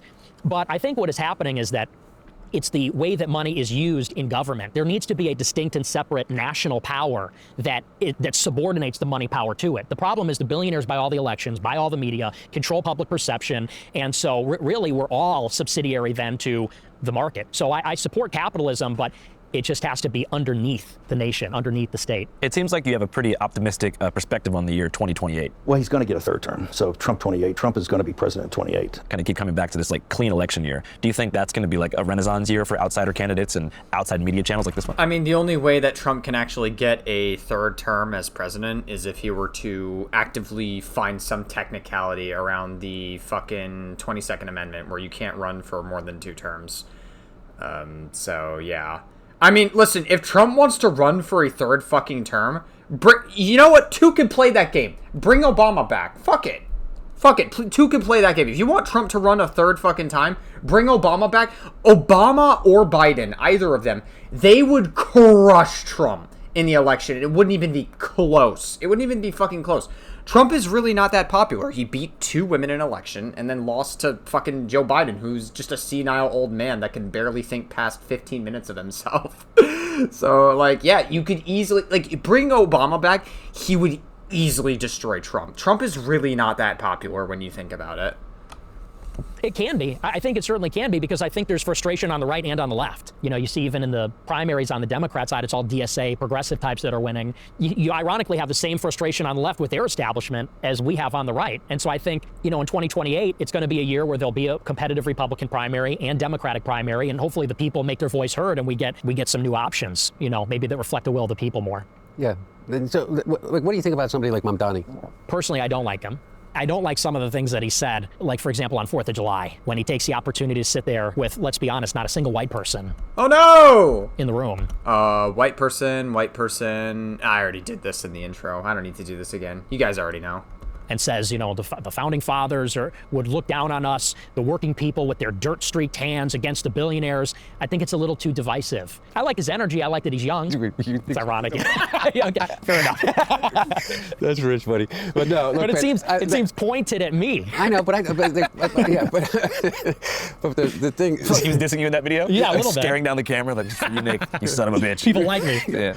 But I mean, I don't know. It's a little bit strange, right? Because to a lot of right-wing people, you can have a pedophile rapist president, fuck up the economy, have ICE murder people indiscriminately, and getting involved in wars because Israel told us we need to get involved in wars. And then you have a Muslim mayor who has done nothing so far other than put policies into place to make New York a fucking better place. The crime rate's been the lowest it's ever been under Mamdani. He has frozen the rent for the next 2 years. He has continued to actively put in more and more policies that do nothing but benefit New Yorkers and non-rich New Yorkers. I know the rich New Yorkers are going to be coping and seething, but that's who fucking cares what they think. Like, that's all Mamdani has ever done, and then to these fucking weird right-wing losers, it's all like, oh, Mamdani, he did, one messed up. Oh, look, he screamed at a protest. That means he's a violent person, even though we did a January 6th to try to overthrow the government. Oh, look, all these things. The Mamdani hate by the right is so forced. It's so unbelievably fucking forced. Genuinely. Give me an actual good criticism about Mamdani. An actual good one. that isn't rooted in your hatred for brown people? Like, go ahead. I will wait. I see is somebody is using government for exactly the purpose that you just said, is to break the oligopoly, to target the anger towards a tiny, tiny, tiny percentage of the population that is controlled the levers of government from the White House down to the mayor's office in New York City or Peoria, Illinois, to that matter, and even more so as you go further down that chain. And so I look at somebody like Mamdani, and regardless of his delivery, which may be off-putting, particularly from somebody coming from your side, is it... Why? Who cares if it's off-putting to people like Nick? Bro, Hunter, you gotta stop giving charity to Nick Fuentes. Like, I get what Hunter's trying to do. Maybe it's like an optics thing. Maybe Hunter Biden is just like trying to be like, oh yeah, you know, like, listen, like, I'm trying to see from your perspective or whatever. Or he's like trying to like optically appeal better to maybe some people that are more further right. But, like, you gotta stop giving charity to a fucking white supremacist. You gotta stop. Nick Fuentes, you stop giving him these freebies. Like, who cares if a white supremacist sees what Mamdani is saying and is like, oh my god, holy shit, he's threatening all of us. No, he's not. He's obviously not. It's a victim complex. Nothing about any of these people are rooted in facts at all. They voted a rapist pedophile into office and they think he's fucking great, even though he has not done a single good thing for this country. He's delivering, man. You know what? I mean, he's really delivering. You know, like, I saw somebody going after Mamdani for some of this stuff, and particularly about rent control. You know, I was like, well, how do you think the middle class was built after World War II and the GI Bill and rent-controlled buildings that created those communities that we were talking about an hour ago? The GI Bill provides returning soldiers and veterans a range of benefits, including mortgages to purchase homes, loans to go to school, and this really was instrumental in creating the new American middle class. Created the availability for somebody that was 26 years old that had a job with the MTA to be able to live and work in the city and put the kid in a school with the idea that they would be safe walking there and go to a park that, you know, where the water fountains worked. That's what I see him trying to do. I mean, by the way, it's just so tired and, you know, he's a communist. Like, it's about the communists. Like, who even says that anymore? Nobody. It's so true. Conservatives cry communism. It's not real communism. We have agencies put into place. Like, we have things in the U.S. government in place to combat real communism, and then conservatives cry, oh, communism, even though Mamdani's not a fucking communist. Like, it's all fake communism. It's all bullshit. It's all fake communism. It's not real. Like, it's not a real thing that people are fucking, like, actually angry about. You know what I'm saying? You know what? It was 1981, and, you know, we're watching Rocky V and worried about the communists. You know what I mean? I just don't get it. Wait, what the fuck? Why is this audio muted? It's Rocky IV. My whole film. Oh, I see. Maybe the Andrew Callaghan only played like maybe like a fucking quick clip from Rocky, and I guess maybe it got copyright claimed. Oh, okay. I guess maybe he retroactively muted it through YouTube editor or something. It's probably what happened. Oh well. Legitimacy was just blown right there. But it's just kind of. So I look at somebody like Mamdani. I think, well, he's just talking about good government. Like, what do you think about healthcare? Don't you think that there should be a single-payer system? Don't you think that there should be some guarantee as a right? Because I don't... Oh, no, there shouldn't be any healthcare. You want healthcare? Oh, my God, it's fascism. It's communism. You want healthcare in this country? We need billionaires. We need to deep-throat billionaires in this fucking country. Blah, blah, blah, blah, blah. I watch Asmongold all day. Blah. I don't know how you make it in this country and aspire to a middle-class life and be able to afford a catastrophic event as it relates to your health. I mean, it's over. You're done. Yeah. Like, I don't support single payer, but I do believe that everybody should be entitled to some minimum level of coverage, catastrophic insurance. So in principle, I agree. Which is Medicare for all to a certain degree, right? I mean, because that's all the Medicare does right now. But why is that radical? See, I don't think that's necessarily radical, but to them, it's because we've been convinced that it's a radical. Them, those others. Yeah, no, them. I mean the insurance companies. Sure. And their lobbyists who control 55% of Congress, regardless of who's in power. Right. Yeah. Well, and I don't think that's necessarily the most radical. I think, though, he is with the DSA, the Democratic Socialists of America. He backs all these DSA candidates. And let's be honest, a lot of them are radical. Like, I saw one of these candidates that just won in New York a couple weeks ago, the Chevalier candidate. There's a picture. She hates my dad. Yeah, I know. She said about my dad. She had yeah. awful things about him. Yeah, And she says, oh, I didn't have a napkin to wipe my hands, so I used the American flag. Yeah. Yeah. By the way, I think it's crazy, but like the same way that I thought a lot of the stuff that some people that got elected in 2016, 2020, even during the Tea Party, kind of movement. Hold on, I need to understand some of that context again. Like, what did she fucking do? This Daria Lisa Avila Chevalier or whatever. I forgot to get napkins, so I just wiped my hands on the American flag behind me. I don't care. I don't care. Like, people are like, oh my god, if you do anything bad to the American flag, you're anti-American. It's a weird virtue signal that a lot of these, like, people try to do. A lot of these right-wingers. They'll try to pull off this, oh, you disrespect the American flag, you're anti-American. Nick Fuentes is insanely anti-American. This is the same guy who attended January 6th. January 6th is an anti-American riot. Like, I don't care to hear any other opinion other than that. Like, it is you are anti-American if you attended January 6th. I'm just being fucking real with you. If you are MAGA, you are anti-American. Like Nick Fuentes wants to peel back everything that America stands for, which has always been about immigration and stuff, and he wants to, like, have all of them fucking out. Like, Nick Fuentes is extremely anti-American. Like, for somebody who leads a movement called, or supposed to be the face of the America First movement, you are not America First. I don't know what the fuck, like, we're talking about. So, like, yeah, America is a dog shit country right now. I want to like America, but it's a dog shit country right now under Trump. It's terrible. I don't give a fuck if a woman uses a American flag as a napkin for her food. I don't care. It really is. It is such a nothing compared to all the other fucking dangers that Trump has imposed during his presidency. I don't give a shit.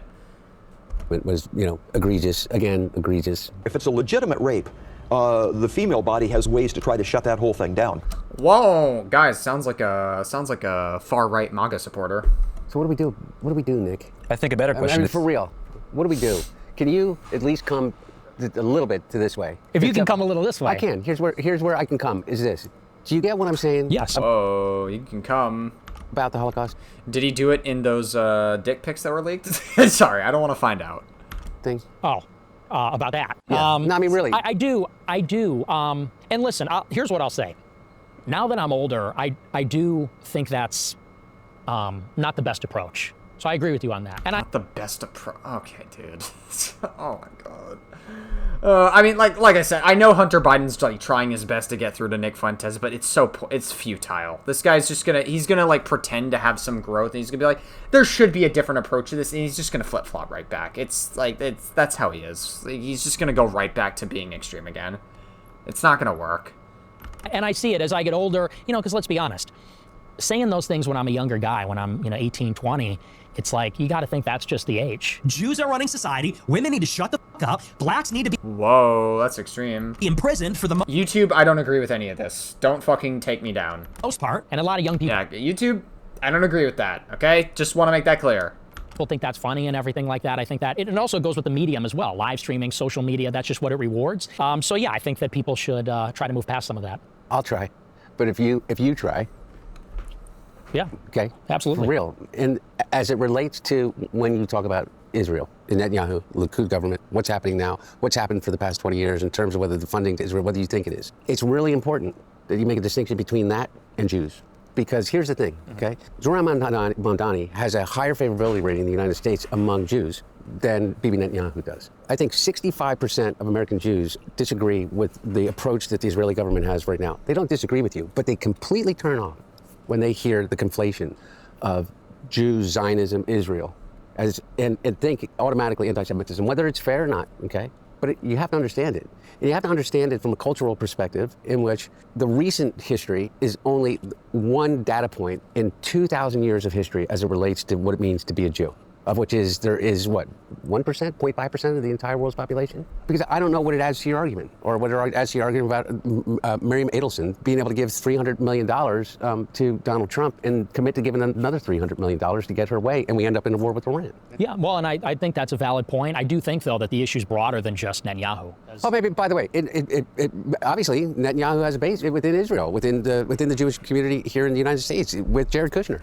You know what I mean? Jared Kushner, who is unelected, not a member of our our government is having as more control over the direction of everyday lives of American people right now than anybody that I know of. And meanwhile, all he's doing is building a $6 billion private equity fund with the people he is negotiating for. And I always say, look who's paying him, and wondering whose interest that he is advancing. He's getting paid by the Saudis, he's getting paid by the Emiratis, he's getting paid by the Qataris, he's getting paid, go down the list. And for some reason, he is in control, along with Steve Witkoff, who is also not elected by anybody, of deciding whether or not the Straits of Hormuz are going to open up and whether or not our gas prices are going to go down. It may not matter to the three of us necessarily, an extra dollar or 60 cents or 85 cents, but you know what? To 85% of the people that live in America, it means it's the difference between whether or not they're going to be able to pay rent. Whether or not you're going to be able to actually put the gas in your car in Montana to drive to your job on the ranch. Well, and here's what I'll say to you, and this is something kind of why I want to do this interview, is emphasize the message that as far as Jews are concerned in general, I think that it's the same standard that applies to everybody, which is as long as you're patriotic, as long as you believe Americans should be put first by their government. I don't know. How could I ever be anti-Semitic? On average, Israeli women have bigger tits. How could I ever be anti-Semitic if you know that fact just alone? That's the one thing that holds me back from taking the full plunge. No, I'm just kidding. Don't be anti-Semitic, guys. Don't hate Jewish people. But I don't know. You could never be anti-Semitic if you know that fact. I have no problem at all. And I think that everybody in the country should be treated with dignity and respect and have their civil rights. It's just this acute problem. He doesn't think any of this. He's just talking. Oh my God. He's doing the Hassan Parker tactic of just like talking and talking and talking and like saying a bunch of shit that he doesn't actually stand behind. He doesn't think any of this. Problem of these people, like you mentioned, like Larry Ellison and Miriam Adelson and Jared Kushner, they're putting some other country before the interest of our own. And that, in principle, is what I have a problem with. There is going to be some people who watch this and feel like, all right, no take backsies. And they might feel like you're just kind of trying to moderate, and that now that you've achieved your goal and got a lot of support, you're kind of moderating because your main aim has already been achieved, which is to sort of have a generational run and pop off. So now you're trying to kind of make your way more into the mainstream discourse, but you'll just go back again into the same sort of reactionary rhetoric once you're back in a number one spot. Well, I don't even think I'm moderating. And I even told our mutual friend, it's not even a moderation, it's not even an apology, it's clarifying. Because, all along I've been saying this message, it's just that the way that I'm saying it changes and evolves. And I also think how people respond to it changes as well. Well, fundamentally, you still agree with everything that you've said about, like, the Jews are running society and that Jews are doing everything and that women need to shut the fuck up and that black people are a problem in society and, like, all the dog whistle. Like, and all in all, Nick Fuentes hasn't really changed anything. He's just gotten smarter when it comes to how he communicates the dog whistle and when he communicates the dog whistle. That's the only thing that's changed. He still believes everything that he believed when he started out content creation. That hasn't changed. It's just how he communicates it. He's gotten smarter with it. That's all it is. Because let's be honest, 10 years ago, there was a very different kind of conversation about Israel. You could not mention it in a negative or critical way without being utterly annihilated in politics. We all know that ever since October 7th, that's not the case anymore. So I think that there's sort of something reciprocal happening, which is that people are receiving me differently. And as someone that's growing older and more mature, I'm even representing myself differently. So I wouldn't even call it moderating, just clarifying. People are more receptive and I'm maybe better able to articulate it. And you think that's because you've kind of gotten older and been able to have like a longer career in media to reflect on different changes in your perhaps brain chemistry and lifestyle? That's a huge thing. I mean, I know it's 27. I have a very different mentality than I did when I was 20. What's the main difference, you think? Just more even keeled. And I think you know too, it's like when you're 20, you're just like a maniac. And then you hit 25 and you're like, all right, I was a maniac when I was 49. My brain chemistry has definitely changed in the last 7 years too. Hunter Biden, you don't need to fucking self-deprecate all the time.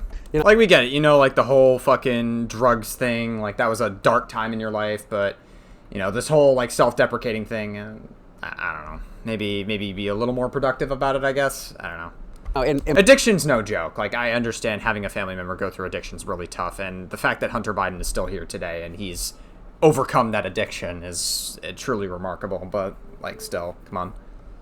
I do believe that people can grow and they can change. And I'm not asking you to, and I'm not asking you to say things, but there are certain things that I just hope that you can hear without feeling attacked. That some of the things that you said, whether it's edgelording otherwise, are really hurtful, and then people completely turn off to the idea of being able to listen to you about anything, and then you get dug in more and you're like, go fuck yourself, like, you can't take a joke kind of thing. And that's not what it is. It's not just wokeism, it's not. It's people being really... Well, part of it is. I mean, who really cares that it is woke? It is or it isn't woke. Yeah, it's woke. Who cares? Really hurt by it.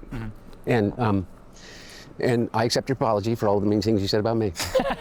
Yes. Yeah, you know, I'm on my apology tour. Is that the one thing you did say? You said I was a degenerate crackhead. Me? And I have the problem with that, not you. Me? Yeah. And I also said you were cool, though. yeah, no, by the way, you said a degenerate crackhead, and you know what? I'm not even mad about that, because I was a degenerate crackhead. I spent more time on my hands and knees smoking anything that even remotely resembled crack cocaine. It's true. And now you're sober. Yeah. I find it interesting. You also said that you've never drank before. Right. Yeah, I've never had a drink, never done drugs. That's because you grew up, you know, with me. You're like, don't be that guy. I grew up with you too, and I was doing. Yeah.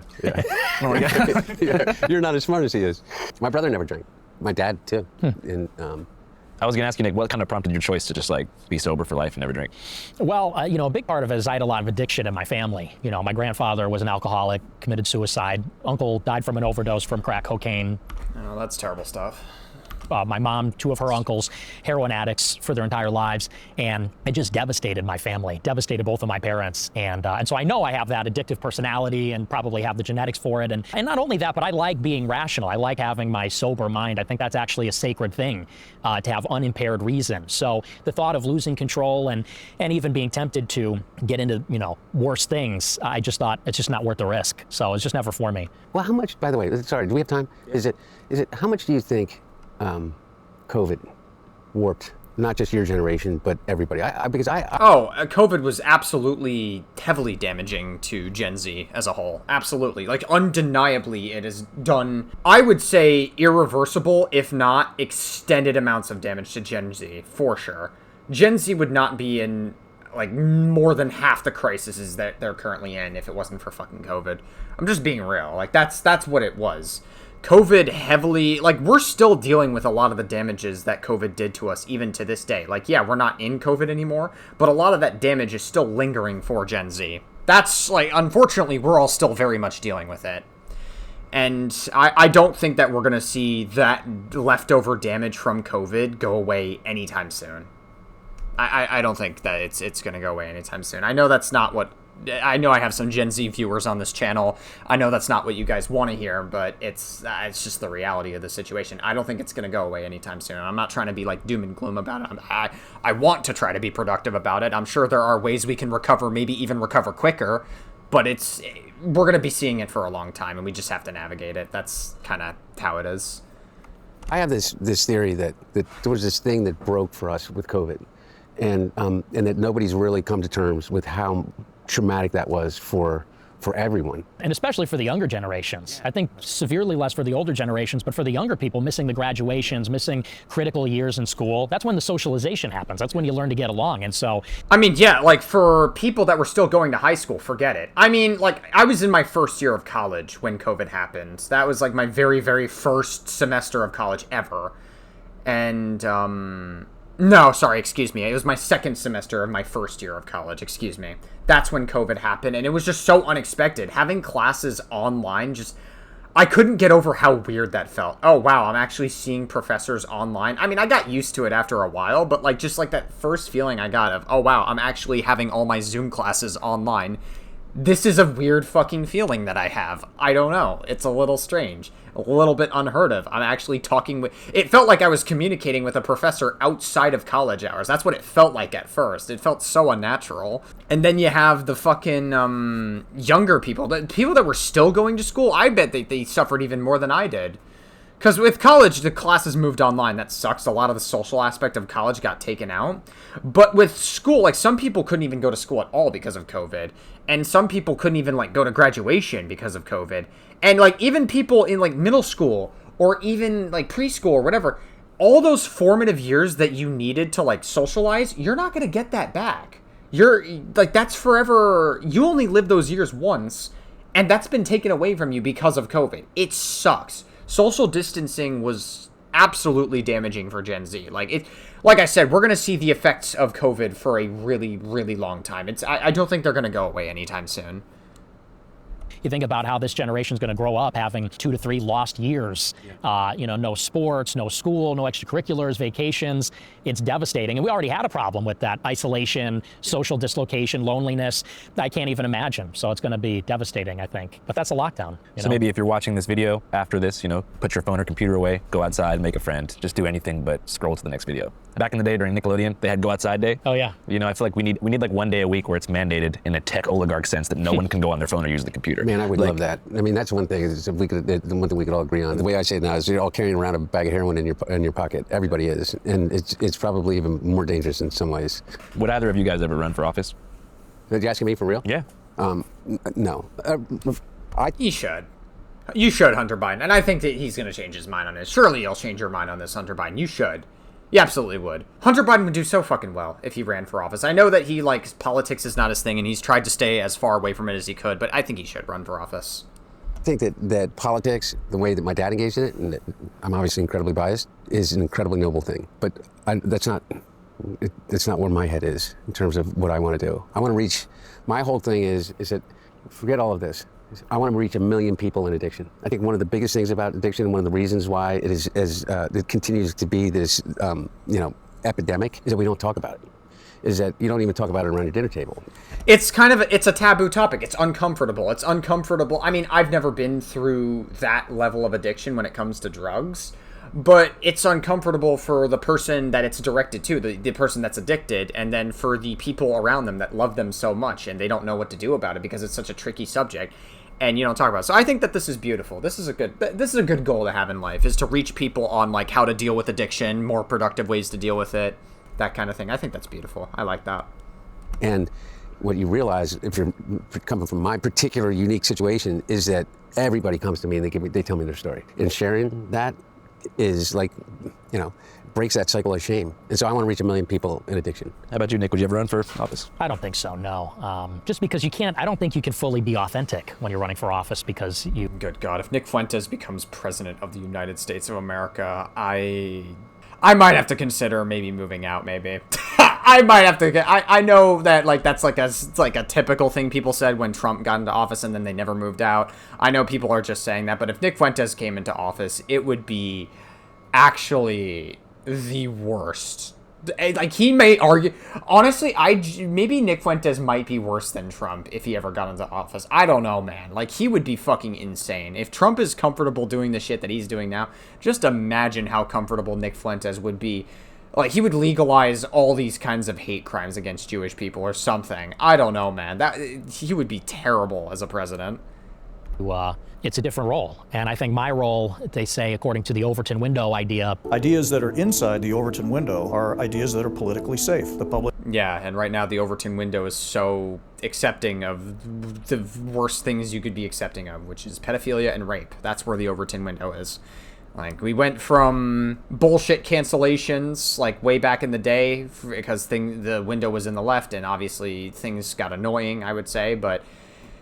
Weirdly enough, I would rather have a society that's annoying than a society that is accepting of rape and pedophilia.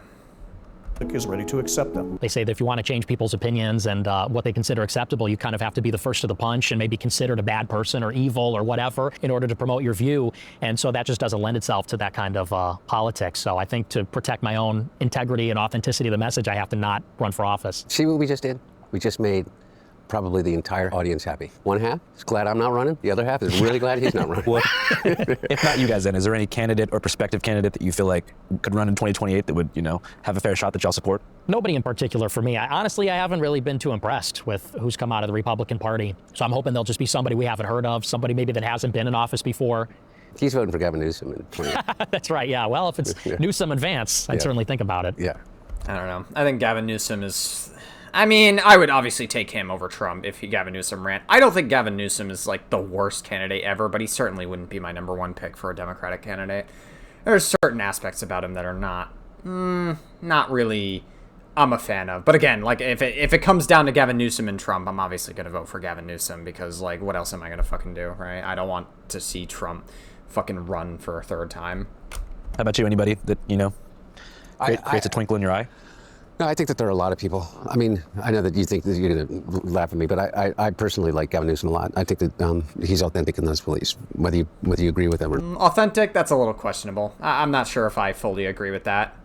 Not. Thomas Massey's principled stand as it relates to the Epstein files was incredibly courageous. Do not let the Senate muck this bill up. I am sorry if one of your billionaire donors is going to get embarrassed because he went to Rape Island. Whoa! How could he ever say that about my favorite president? You can't fucking criticize rape or pedophilia. You can't criticize anything that's... I'm gonna get my feelings hurt.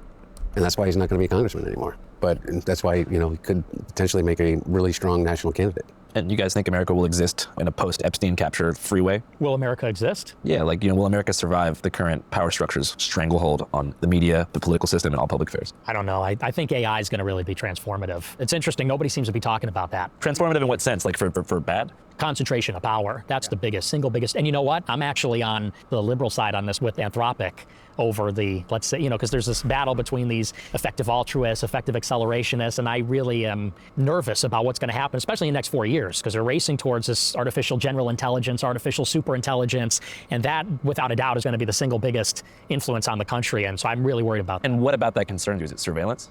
It's the concentration of power in the hands of whoever controls it. Whichever firm is the one to develop ASI, that could confer dictatorial-like powers upon the CEO of that company. So whether that's Sam Altman or it's Dario, if the artificial intelligence is aligned with its creator, that person will become the most powerful person in the history of mankind. It's almost an inherent truth, in my opinion, what he just said, is that the greatest leap in human evolution is going to happen within our lifetimes. AGI, let alone superintelligence, is everything that we think about the way in which we exist in the world completely changes. And I don't think that that's... for what it's worth, with this conversation between Hunter Biden and Nick Fuentes, even though I don't really like that Hunter Biden and sometimes Andrew Callaghan weren't pushing back on Nick Fuentes enough, especially with some of his white supremacy, they weren't... they were pushing back later. To their credit, they were obviously giving much, much more pushback as the interview continued to go on. So to their credit, that's... they were doing that. But I do think that, on one hand, I guess I can kind of get it from Hunter Biden's perspective, is maybe from an optic. Maybe, again, I think maybe it's an optics thing, perhaps. Maybe he's trying to appeal to the wider optics of general people overall. And so maybe some people that are fans of Nick Fuentes can look at Hunter Biden and go, oh, he's actually not that bad. Maybe he actually can be, maybe some people can be talked to here. And he's actually sitting down. He actually is at least talking to Nick Fuentes for all the good that might do. I don't know.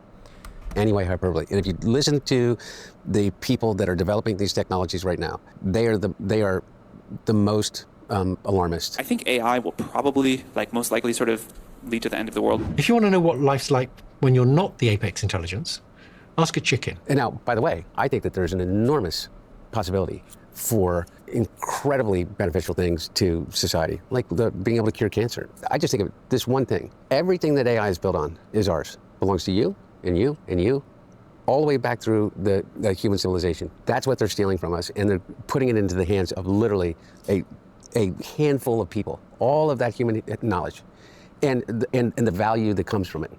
And I think that that's ours. So any AI that is developed, particularly that goes to HEE, it should be communal. It should be shared in the not just the beneficial offshoots of it, but the actual money of it should be shared. Yeah, I totally agree with that. I think it's like nuclear bombs, but it's also a commodity at the same time. The weapons potential, the economic potential, I think that's going to be the biggest thing. And I hope on some level that liberals win that argument, because what Trump is doing with the Pentagon, Anthropic, and OpenAI, the way they're handling it is so reckless and sloppy and just honestly unbelievable. So we need some adults in the room on that one. Well, it's been a great conversation. I appreciate you guys for coming. You guys have any final questions you want to ask to each other, or maybe a message you want to give to the American people?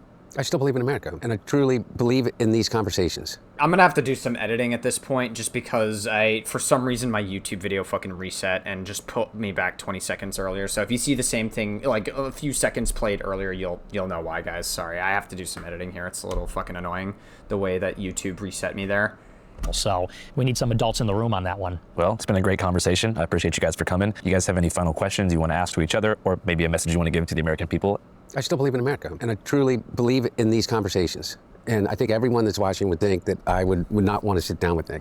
And this, I guess, what I'm getting at with you is that I hope you see the humanity in me, and so in the way that you talk in the future, takes that into consideration. And what I'll do is I'll see the humanity in you. Yeah, I agree. I think it was a great conversation, and I think that we have to come together on the things that we agree on, which is, for example, that we love the country, we both believe in America, we both want the country to succeed, and I like what you said, that we see the fundamental humanity in each other. And I think that especially in the events of the last year, the killing of Charlie Kirk, you you realize that's actually not something that people on both sides share. I think there's people on the right and the left that don't see the humanity in the other side. And so, well, again, no one really cared that Charlie Kirk died a week after it happened. Like, obviously it was shocking when it first happened. It was like, it's so unexpected, and people were very shocked at first, I would say. Some people were on the far left were celebrating Charlie Kirk's death, and obviously that's not right. You shouldn't celebrate his death. But also, he was not a good person. I don't know what to tell you. He was a terrible fucking human being, and he said that the Civil Rights Act was terrible. I don't need to go down the laundry list of the things that Charlie Kirk did that's awful. You guys know. But no one really cared that Charlie Kirk died, like, a week after it happened. And now his legacy is just getting memed to death online. People make fun of his death all the fucking time, and they make memes out of it. Like, no one really cares. maybe that's the new consensus, or that's where we can come together, is on the basis that, you know, we disagree on fundamental issues, and even sometimes it gets heated and we yell at each other, but that we do ultimately want the best for each other. We love each other. We want the country to succeed. And I think that's a starting point for any solution and any conversation. All right, American brothers, thank you guys so much Absolutely. for your time. I really appreciate it. Well, debatable. Nick Fuentes is very anti-American, but it's generous of you nonetheless, Andrew Callaghan. Thanks, Mike. Good job, guys. After interviewing Hunter and Nick about a variety of contentious topics, not limited to but including the Iran war and ongoing conflict in the Middle East, I thought to myself, you know what, maybe I should just go. Maybe I should apply for a visa from the IRGC and fly to Tehran to go to a Death to America rally, after which I'll scour the scene to find the underground culture of the city and figure out how unveiled Tehran street folks actually feel about the government, and eat some great food and see... Is this video already live? Because if not, this could actually be like an interesting thing to watch if Andrew Callaghan ever uploads it to his channel. I know Andrew Callaghan has been putting more stuff on his paywall, which I obviously can't react to. I can't react to anything behind a paywall because that could be like stealing content for a marketplace. I don't want to do that, obviously. But if he uploads this to his channel, this could be a really fun react. I think it would be very insightful for us. Some sites while I'm at it. So I did just that with the help of the OG Vice News crew. If you guys want to see our extensive coverage captured in Iran, go to our Patreon at www.patreon.com/channel5. If I had it my way, everything would be free. But hiring fixers, renting equipment, traveling across the world and fighting lawsuits against powerful people is very, very expensive and time consuming. So we need your support. Channel 5, as mentioned, is a totally independent crowdfunded newsroom. We can only make money 3 ways: merchandise, limited ad reads, and of course, Patreon, where a sizable army of real ones pay $5 a month to get access to an entire catalog of uncensored, early exclusive, and crazy ass content. Bro, these fucking visuals, every time Andrew Callaghan puts these visuals at the end, it fucking throws me off every single time without fail. So if you want to support us and see more, again, it's www.patreon.com/channel5. I'm going to put the link in the pinned comment and description box of this video. Have a great day. Channel 5 Live Worldwide. All right, good stuff. Yeah, I mean, that's, no way Nick Fuentes changes after this interview. I mean, I think we all know that deep down that Nick Fuentes is not actually going to change his beliefs, but it's an interesting attempt from Hunter Biden nonetheless, so worth a try.